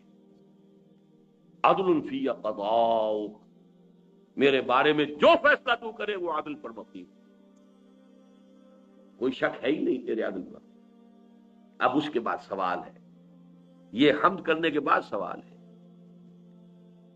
میں سمجھتا ہوں کہ بہت کم نصیبی ہے ان کی جنہوں نے میرا وہ کتابچہ پڑھا اور یہ دعا یاد نہیں کی. اللہم انی عبدک وابن عبدک وابن امتک فی قبضتک ناصیتی بیدک ماض فی حکمک عدل فی قضاؤک. یہ ساری حمد تحمید ہے، یہ ساری تواضع، یہ عاجزی، یہ ان کے ساری تمہید ہے کس بات؟ اسألوک بکل اسم ہو لک، اے اللہ میں تجھ سے سوال کرتا ہوں تیرے ہر اس نام کے حوالے سے جو تیرا ہے، جو تیرے اسماء ہے، میں انہی کے حوالے سے پکار سکتا ہوں. قرآن مجید میں آیا کہ نہیں؟ لہ الاسماء الحسنی فادعوہ بہا. اللہ کو جب بھی پکارنا ہو اللہ کے ناموں کے حوالے سے پکار. اللہ تیرا جو بھی نام ہے میں اس کا واسطہ دے کر تجھ سے سوال کرتا ہوں. اسألوک بکل اسم ہو لک سمیت بہ نفسک، جس سے تو نے اپنے آپ کو موسوم کیا، خود اپنے لیے وہ نام اختیار کیا. او انزلتہ فی کتابک، یا وہ نام تو نے اپنی کسی کتاب میں نازل فرمایا. او علمتہ احدا من خلقک، یا وہ نام جو تو نے اپنے بندوں میں سے کسی کو کبھی سکھایا. او استأثرت بہ فی مکنون العلم عندک، اور اے اللہ وہ نام بھی جو تو نے ابھی اپنے پاس خزانہ غیب کے اندر رکھے ہوئے ہیں میں اس کا بھی واسطہ دے. یعنی تیرے وہ نام بھی ہیں جو تو نے کسی کو ابھی تک نہیں بتایا. یہ محمد رسول اللہ کی دعا ہے. اسألوک بکل اسم ہو لک سمیت بہ نفسک او علمتہ احدا من خلقک او انزلتہ فی کتابک او استأثرت بہ، جسے تو نے محبوب بنا کر اپنے پاس ہی چھپا کر رکھا ہوا ہے. تیرا وہ نام بھی ہے. اب استأثرت بہ فی مکنون الغیب عندک، غیب کا جو چھپا ہوا خزانہ ہے جو خاص تیرے پاس ہے، اور تو نے وہ نام ابھی اپنے ہی پاس اسی خزانے میں رکھا ہوا چھپا کر میں اس کا بھی واسطہ دیتا ہوں. ان تجعل القرآن ربیع قلبی، مانگا کیا ہے؟ دولت نہیں مانگی، اولاد نہیں مانگی، کیا مانگا ہے؟ ان تجعل القرآن ربیع قلبی، اس قرآن کو میرے دل کی بہار بنا دے، ونور صدری، میرے سینے کا نور بنا دے، وجلاء حزنی، میرے غم اور رنج کا مداوا بنا دے، وذہاب ہمی وغمی، اور میرے ہموم اور تفکرات کا مداوا بنا دے. اس قرآن یہ دعا مجھے کیوں یاد آ گئی؟ اب استأثرت بہ فی مکنون الغیب عندک، اے اللہ تیرے وہ نام بھی جو تو نے ابھی اپنے پاس چھپا کر رکھے ہوئے ہیں خزانہ غیب میں ان کا بھی واسطہ دے رہا ہوں. حضور فرماتے اس روز وہ خزانہ غیب بھی مجھ پر کھول دیا جائے.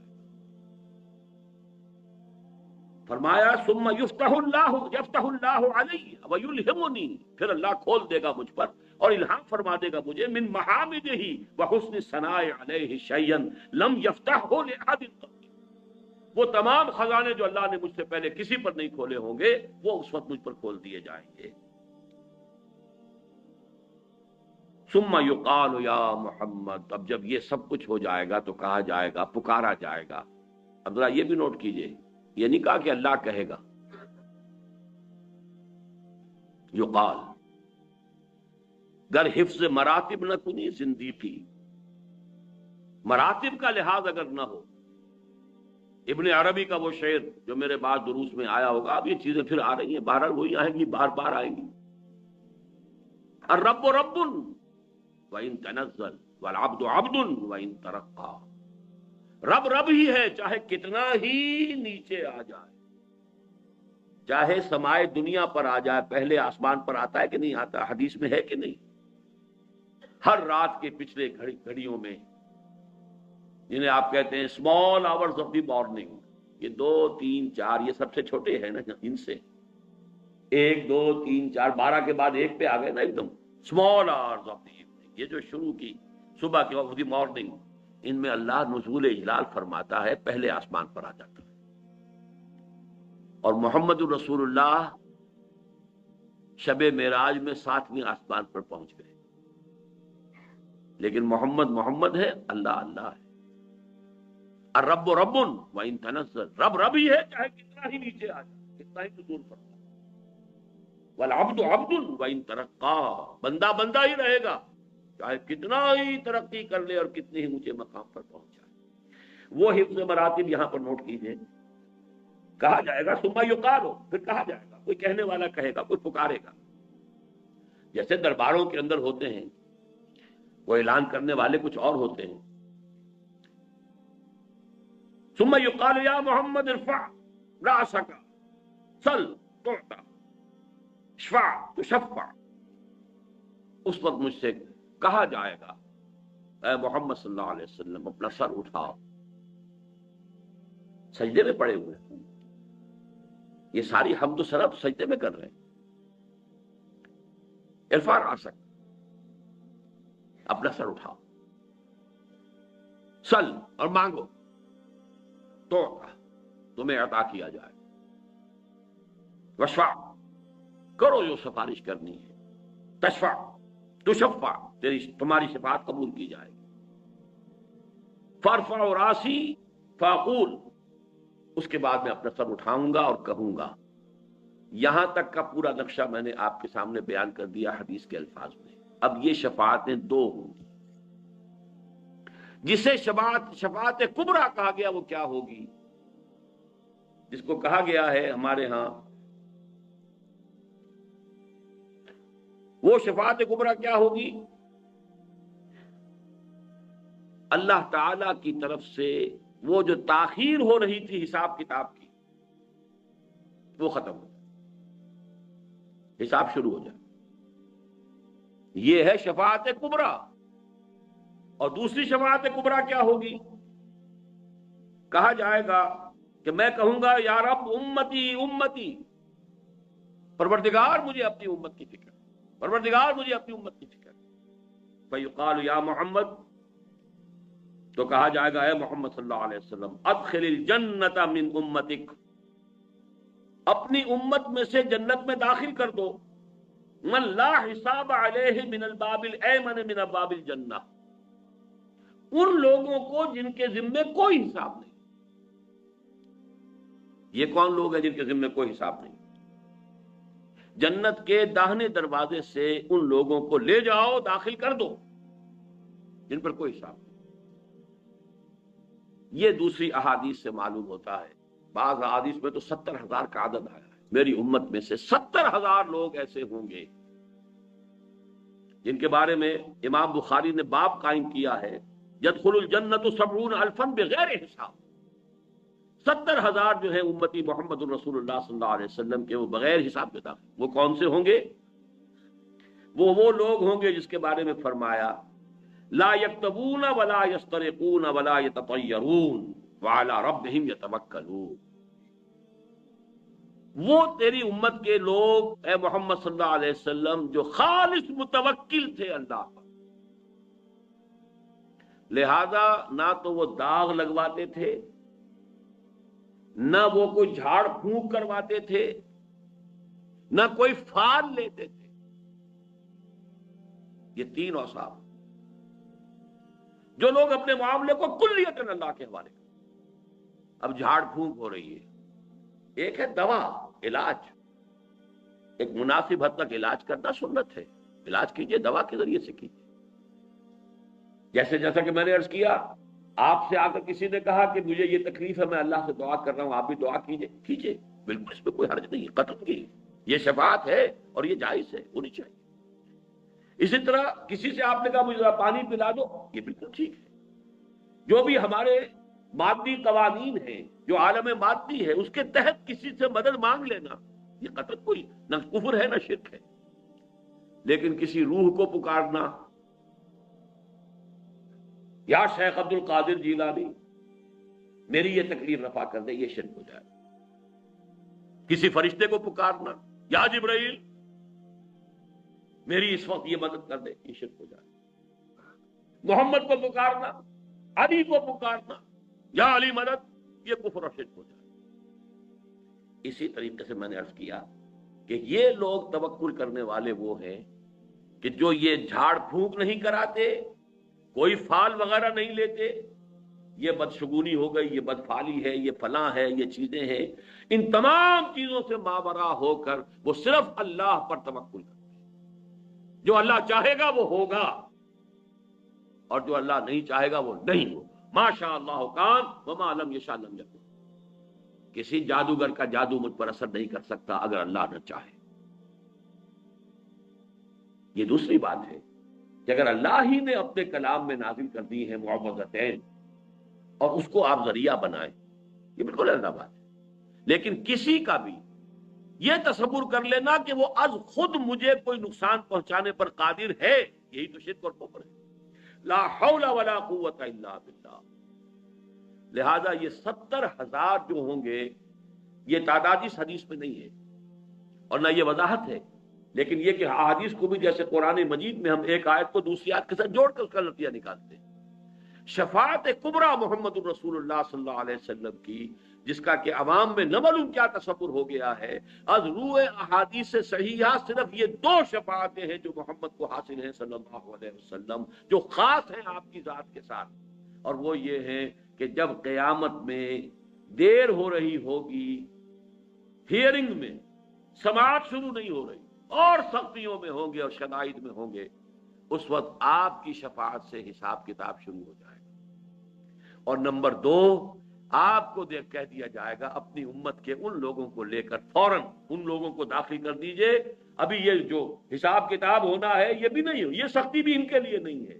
آپ کی امت کے وہ لوگ کہ جو جن پر کوئی حساب نہیں ہے، اور یہ وہ لوگ ہیں کہ جو نہ کہیں داغ لگواتے تھے، یہ بھی پرانے زمانے میں داغ لگا دینا، نشان لگا دینا، اس میں یہ کہ کچھ وہ معبودوں کا حوالہ بھی ہوتا تھا، کچھ اس سے وہ جو ہے قبائل کی شناخت بھی ہوتی تھی، مختلف تھا، اس سے بھی روکا۔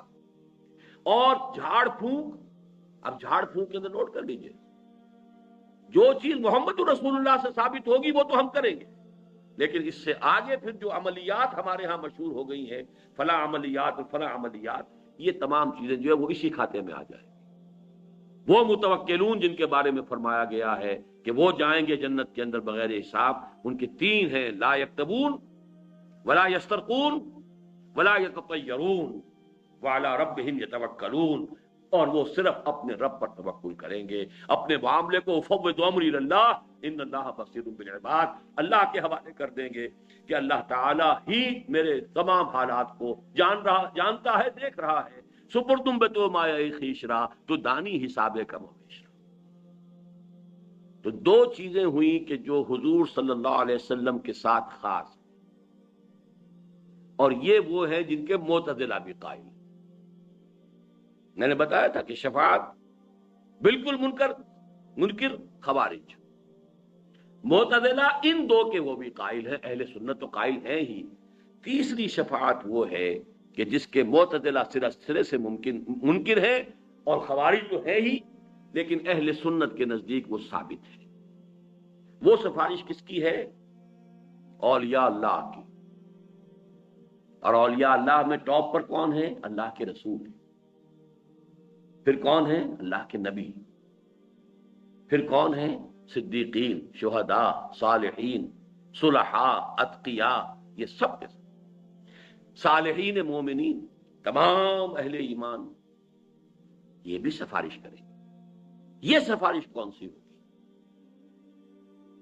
اس سفارش کے لیے میں نے پہلے جو مثال دی تھی کہ جیسے آپ کہتے ہیں اللہ مجھے معاف فرما دے، کوئی اور بھی شامل کر دے اپنی بات، اللہ اس کو معاف فرما دے، بغیر اس کے کہ یہ تصور ہو کہ اللہ پر کسی کا زور ہے، بغیر اس کے کہ کوئی تصور ہو کہ اللہ کسی کی بات ماننے پر مجبور ہے، بغیر اس کے کہ کوئی یہ تصور ہو کہ یہ اللہ کا نائب ہے اس لیے مختار ہے، اختیار رکھتا ہے، بغیر اس کے کہ یہ تصور ہو کہ یہ اللہ کا ولی ہے، لاڈلا ہے، اور اللہ اس کی بات جو ہے وہ ہرگز نہیں ٹالے گا، نہیں۔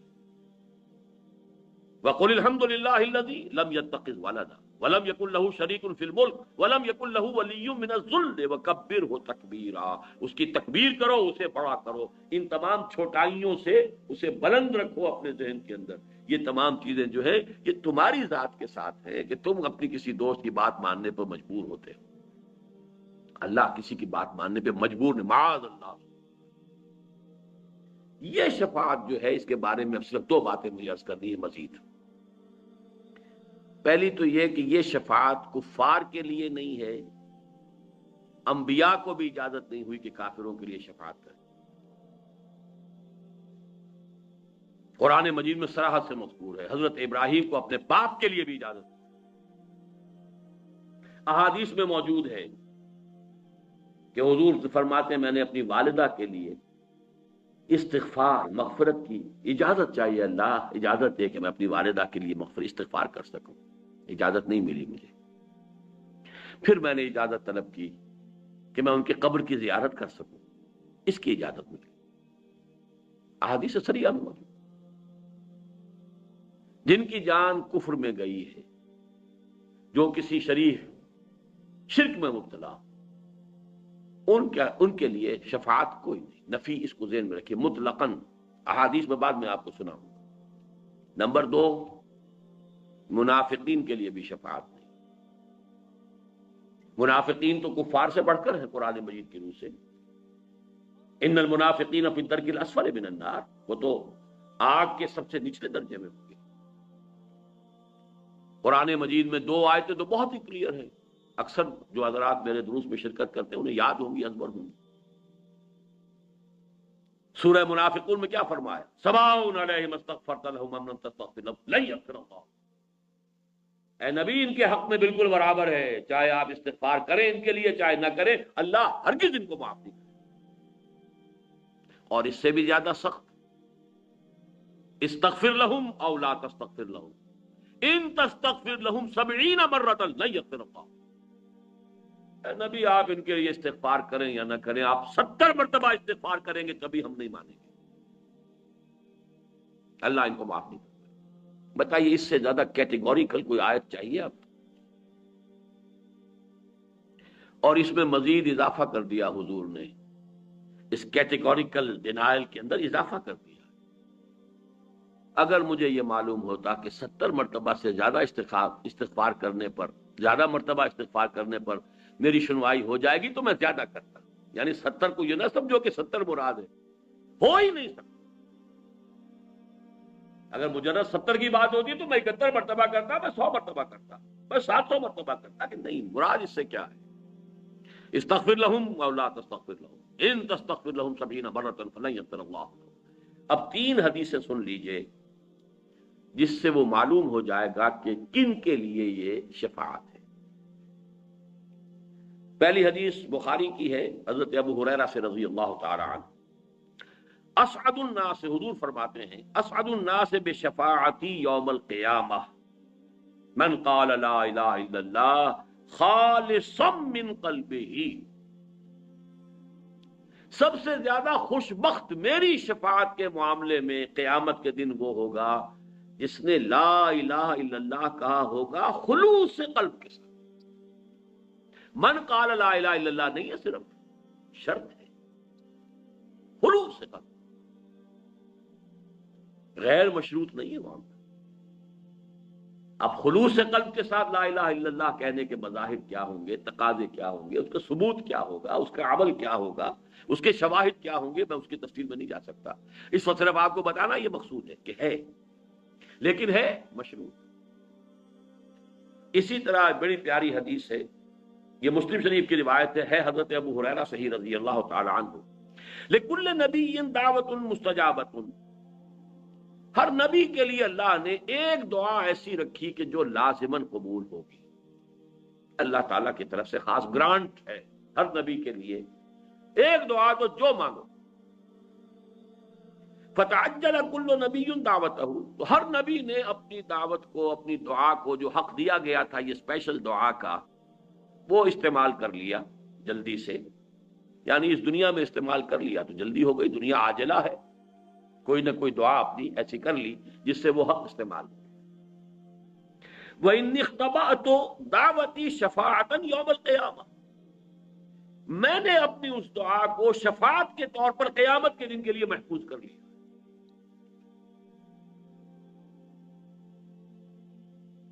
کتنا حوصلہ افزا معاملہ ہے، کتنا امید افزا، لیکن آگے شرط آ رہی ہے، فَهِيَ نَائِلَةٌ إِن شَاءَ اللَّهُ تَعَالَى مَن مَّاتَ مِنْ أُمَّتِي لَا يُشْرِكُ بِاللَّهِ شَيْئًا۔ وہ میری شفاعت، اور یہاں بھی انشاءاللہ وہ میری شفاعت، وہ دعا اللہ نے گرانٹ کی ہوئی ہے پہلے سے، وہ دعا جو میں نے رکھ لی ہے کہ شفاعت کے لیے استعمال کروں گا قیامت کے دن اپنی امت کے لیے، وہ انشاءاللہ میری یہ دعا اس شخص کے حق میں ثابت ہو جائے گی، مفید ہو جائے گی، جو مرا ہو اس حال میں کہ اس نے اللہ کے ساتھ شرک۔ اب یہاں شرک کس کس کو کہتے ہیں؟ شرک صرف بت پرستی کا نام ہے؟ شرک صرف بتوں کو سجدہ کرنے کا نام ہے؟ یا جھنڈے کی سلامی بھی شرک ہے؟ یا قومی ترانے میں کھڑا ہونا بھی شرک ہے؟ اس کا سمجھنا ذرا باریک بات ہے۔ شرک نے ہمیشہ بھیس بدلے ہیں، ہمیشہ بھیس بدلے، ہر دور میں نئی صورت میں آیا۔ آج کا سب سے بڑا شرک انسانی حاکمیت کا شرک۔ ان الحکم الا للہ لا یشرک فی حکمہ احدا، نہیں ہم سب شریک ہیں، اللہ تیری حاکمیت میں شریک ہے، بلکہ تجھ سے بڑے حاکم ہے، تیرا حکم نیچے ہماری مرضی حکم۔ تو شرک پر تو میرے پھر 6 لیکچر سنیے، کبھی ہیں 20 سال پرانے، کبھی مجھے بھی خواہش ہوتی ہے کبھی میں بھی سنوں ان کو، لیکن یہ کہ میں نے الحمدللہ کہ اس کے مختلف پہلوؤں کو واضح کیا ہے۔ شرک فی الذات، شرک فی الصفات، شرک فی الحقوق، ان 3 اعتبارات سے 6 گھنٹے کے لیکچر۔ ایک شرک وہ بھی ہے، ذرا غریبانوں میں جھانکیے، کون اس سے بچا ہوگا؟ تعس عبد الدینار و عبد الدرہم، ہلاک ہو جائے درہم و دینار کا بندہ، اس کا معبود دولت ہے، حلال اور حرام کی تمیز نہیں ہے، دولت ہونی چاہیے۔ کون ہے معبود؟ دولت۔ عبد الدینار ہے، یہ نام ان کا عبد الرحمن ہے، حقیقت میں عبد الدینار ہے، جسے دینار کے لیے، دینار سے اتنی محبت ہے کہ نہ حلال کا خیال ہے نہ حرام سے کوئی اجتناب۔ بہرحال شرط مشروط ہے، اس کے سوا وہ شفاعت کام نہیں آئے، چاہے وہ انبیاء ہو، رسول ہو، کوئی بھی، صلحاء ہو، اتقیاء ہو۔ تیسری حدیث یہ سنن کی ہے، یہ صحیحین میں نہیں ہے، اور یہ حضرت عوف ابن مالک سے ہے رضی اللہ تعالی عنہ۔ اتانی آتم من ربی، حضور فرما رہے ہیں، یہ آپ اپنا کوئی تجربہ، روحانی تجربہ بیان فرما رہے ہیں، کوئی عالم غیب سے جو آپ کے معاملات ہوتے تھے۔ میرے پاس آیا ایک آنے والا میرے رب کی جانب سے، ایک آنے والا میرے پاس آیا اللہ کی طرف سے، اللہ کا کوئی فرشتہ۔ اتانی آتم من ربی فخیرنی، اور اس نے مجھے ایک اختیار دیا، ان یدخل نصف امتی الجنت۔ 2 باتیں ہیں اے محمد، اللہ کی طرف سے آپ کو یہ اختیار دیا جا رہا ہے، اور یہ پیغام میں پہنچا رہا ہوں، آپ کو اختیار ہے، یا تو آپ اپنی آدھی امت کے جنت میں داخل ہونے کی ضمانت لے لیجیے، ان یدخل نصف امتی الجنہ، اور دوسرا آپشن کیا ہے؟ وبین الشفاعت، اور یہ کہ دوسرا یہ ہے کہ شفاعت کریں قیامت کے دن۔ یہیں پر آپ کہتے ہیں تو ہاف گرانٹیڈ، آدھی امت آپ کی جو ہے اس کی مغفرت جو ہے وہ ہم کر دیتے ہیں، اور ایک یہ ہے کہ آپ قیامت کے دن کے لیے اپنی شفاعت کو محفوظ رکھیں۔ فاخترت الشفاعہ، میں نے شفاعت کو قبول کر لیا، اختیار کیا، میں نے یہ آپشن قبول کیا۔ وہی، لیکن یہ نوٹ کر لو، وہی، اور یہ شفاعت اب ہے کس کے لیے، کس کے حق میں مفید؟ لمن مات ولم یشرک باللہ شیئا، اس شخص کے لیے کہ جس کی موت واقع ہوئی ہو اور اس نے اللہ کے ساتھ شرک نہ کی۔ اب آخری نقطہ نوٹ کیجئے کہ قیامت کے دن جب یہ شفاعت ہوگی تو اس کا نقشہ کیا ہوگا اور کیوں ہوگی؟ پہلی بات تو یہ سمجھنی چاہیے۔ دیکھیے، اس شفاعت کا صرف ایک فائدہ ہے اور ایک ہی مقصد ہے، اللہ اپنے بندوں کے قدر افزائی کے لیے، جب تمام نوع انسانی جمع ہوگی، سب کے سامنے آ جائے ہو از ہو، اللہ اپنے بندوں میں سے اولیاء، صلحاء، اتقیاء، انبیاء، رسل، ان کی کیا قدر و منزلت ہے، اس کے ظہور کا ایک ذریعہ اس شفاعت کو بنائے۔ لیکن شفاعت ہوگی اس کس کی؟ کون کرے گا؟ جسے اجازت ملے۔ کس کے لیے؟ جس کے لیے اجازت ہو۔ اب آپ ذرا نوٹ کیجئے کہ اگر تو یہ ہو کھلم کھلا،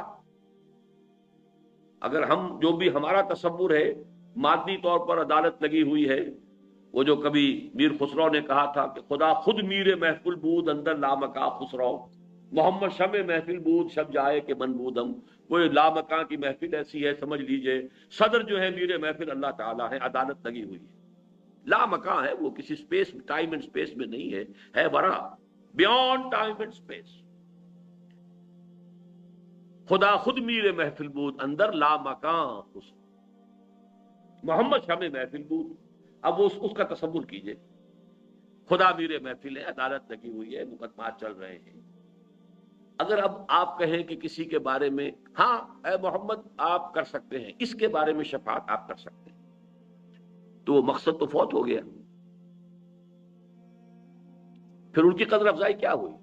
تو معلوم ہوا کہ سب کچھ اللہ کی اجازت سے کیا ہے، جس کے لیے اللہ کی پہلے سے مرضی ہے اس کے لیے کہا گیا ہے، لہذا یہ سب کچھ اس طور سے نہیں ہوگا جو ہم اپنے عالمی مادی تصورات کے تحت جس کا تصور کر سکتے ہیں۔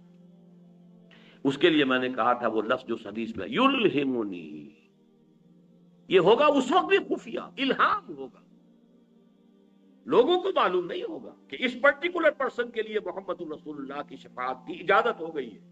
اگر تو وہاں اس طور سے ہو، کھلم کھلا ہو، علل اعلان ہو، تو حضور کا مقام و مرتبہ تو واضح نہیں ہو، وہ تو اختیار خدابندی کا ظہور ہو گیا، وہ تو معلوم ہو گیا کہ اللہ ہی معاف فرمانا چاہتا تھا، صرف اس نے محمد سے کہہ دیا ہے یا شیخ عبد القادر سے کہہ دیا ہے یا ابو بکر صدیق سے کہہ دیا کہ ہاں آپ چاہیں تو اس کے لیے شفاعت کر سکتے ہیں، تو اس سے جو میں نے مقصد معین کیا ہے، آخر کوئی شے بغیر کسی مقصد کے تو نہیں ہے، کیوں ہے یہ شفاعت؟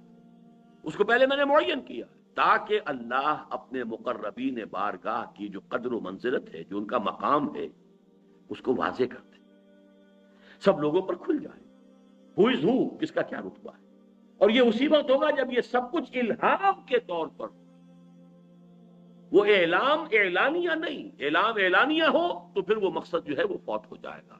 اسی لیے اس حدیث میں وَيُلْهِمُنِي، اللہ مجھے الہام فرمائے گا، اس وقت بھی جب کہ حضور جا کر سجدے میں سر رکھیں گے عرش کے سائے میں، عرش کے نیچے یا عرش کے سامنے، تو اب اگر فرض کیجئے کہ جیسے ہم تصور کریں گے کہ اللہ ڈکٹیٹ کرتا جا رہا ہے محمد اس طریقے سے میری حمد کرو، تو وہ تو بے تو کی بات ہو گئی، لفظ الہام آیا ہے، اس وقت اللہ کی طرف سے الہام ہوگا، وہ اللہ کی شانیں، وہ اللہ کے اسماء جو آج سے پہلے کسی پر نہیں کھولے گئے تھے، وہ خزانے جو ہیں اسماء کے، وہ خزانے جو ہیں اللہ کے محامد اور محاسن کے، اس روز بطرز الہام محمد عربی صلی اللہ علیہ وسلم پر کھولے جائیں گے، تو اس وقت اللہ کی حمد و ثنا وہ کریں گے، ایسا کہ اس حدیث میں آیا جو میں آج نہیں کر سکتا، وہ تو اسی وقت اللہ تعالیٰ کی طرف سے، جیسے کہ معاملہ آتا ہے ابلیس اور آدم کے قصے میں، فَتَلَقَّىٰ آدَمُ مِن رَبِّهِ كَلِمَاتٍ فَتَابَ عَلَيْهِ، یہ الہام کے ذریعے سے کلمات حضرت آدم کو اللہ تعالیٰ نے کلمات سکھا دیے، ان کے دل میں جذبہ تھا، پشیمانی تھی کہ خطا ہو گئی ہے، غلطی ہو گئی ہے، لیکن الفاظ نہیں تھے، فَتَلَقَّىٰ آدَمُ مِن رَبِّهِ كَلِمَاتٍ فَتَابَ عَلَيْهِ۔ اسی طریقے سے اللہ تعالیٰ کی طرف سے الہام ہوگا، الہام کے ذریعے سے اولیاء اللہ، صلحاء، اتقیاء، انبیاء، رسل، اور سب سے بڑھ کر محمد الرسول اللہ صلی اللہ علیہ وسلم شفاعت فرمائیں گے، لیکن کس کے لیے فرمائیں گے؟ ایک تو قانونی شکل ہے، وہاں اس روز اللہ کی طرف سے جس کے لیے اجازت، پرمیشن گرانٹ ہو جائے، اگرچہ وہ اعلانیہ نہیں ہوگی، بطرز الہام ہوگی، اور ثانیاً جو حضور صلی اللہ علیہ وسلم نے ہمیں خود بتا دیا کہ وہ میری شفاعت مفید ہوگی کس کے لیے؟ من قال لا الہ الا اللہ خالصا من قلبہ، بخاری کی روایت، اس کے لیے مفید ہوگی جس نے لا الہ الا اللہ پورے خلوص قلب کے ساتھ کہا تھا، اور اس کے لیے ہوگی من مات ولم یشرک باللہ شیئا، جو مرا ہو اس حال میں کہ اس نے اللہ کے ساتھ کسی کو شریک نہ کیا۔ یہ دو شرطیں اللہ تعالیٰ مجھے اور آپ کو پوری کرنے کی توفیق عطا فرمائے، تو ہم شفاعت کے لیے پھر دو ہاتھ بھی پھیلا سکتے ہیں کہ اللہ ہمیں محمد کی شفاعت عطا فرما، ورزقنا شفاعتہ یوم القیامہ، یہ دعا کیجئے، لیکن یہ کہ ایک طرف محنت کیجئے امکانی، اور میں نے جو اس کے نتیجہ نکالے ہیں 3، پوری بحث کو سم اپ کر رہا ہوں۔ آج کی پوری بحث کا حاصل کیا ہے؟ پورا زور رکھو اپنی طرف سے عمل صالح اور تواصی بالحق اور تواصی بالصبر، اپنی طرف سے کوئی کمی نہ، کوئی کوتاہی، فی مستطاعتم، جو استطاعت ہے، فاتقوا اللہ مستطاعتم، اپنے امکان بھر. جیسے کہ حضور نے، میں نے چونکہ شروع میں کہا تھا تقدیر کا مسئلہ بھی ایسا ہی تھا. کسی نے سوال کر لیا تھا حضور جو اللہ تعالیٰ کی طرف سے ہے اگر وہی کچھ ہونا ہے. ایک جواب دیا حضور، اعملوا فکلکم میسر لما خلق، اپنی طرف سے پوری کوشش کرو. ہاں کر اتنا ہی سکو گے جتنا کہ اللہ تعالیٰ کے علم میں ہے، آگے بڑھ نہیں سکتے. جس کے لیے انگریزی کا محاورہ you can't outgrow your skin, اپنی کھال سے باہر تو نہیں نکلو، کتنے موٹے ہو جاؤ، کتنے فربا ہو جاؤ، لیکن یہ کہ کھال کے تو اندر ہی رہو گے. عمل فکلکم میسر لما خلق. باقی کیا ہوگا، کہاں تک پہنچ پائیں گے. ہم نے اگر اپنی امکانی حد تک چڑھنے کی کوشش کی ہے تو جہاں تک پہنچ گئے اللہ قبول فرمائے گا. چھت تک کیوں نہیں پہنچے؟ نہیں، اگر ہمارے اندر ہمت نہیں تھی چھت تک نہیں پہنچ. لیکن آپ نے خود اپنی کوشش میں کوئی کمی کی ہے تو آپ مانیں. پہلی بات یہ کہ امکان بھر زور عمل صالح، اور یہی در حقیقت اس آیت الکرسی سے پہلے جو آیت ہے اس کا حاصل یہی ہے. یا ایھا الذین آمنوا انفقوا مما رزقناکم من قبل ان یاتی یوم لا بیع فیہ ولا خلۃ ولا شفاعۃ والکافرون هم الظالمون. اس پر گفتگو اگلے درس میں ہوگی. نمبر 2، اپنی ساری امکانی محنت کے باوجود نہ تو اپنے عمل پر اور اپنی نیکی کا کوئی گھمنڈ ہو. گھمنڈ تو ہو گیا تو گئے برباد.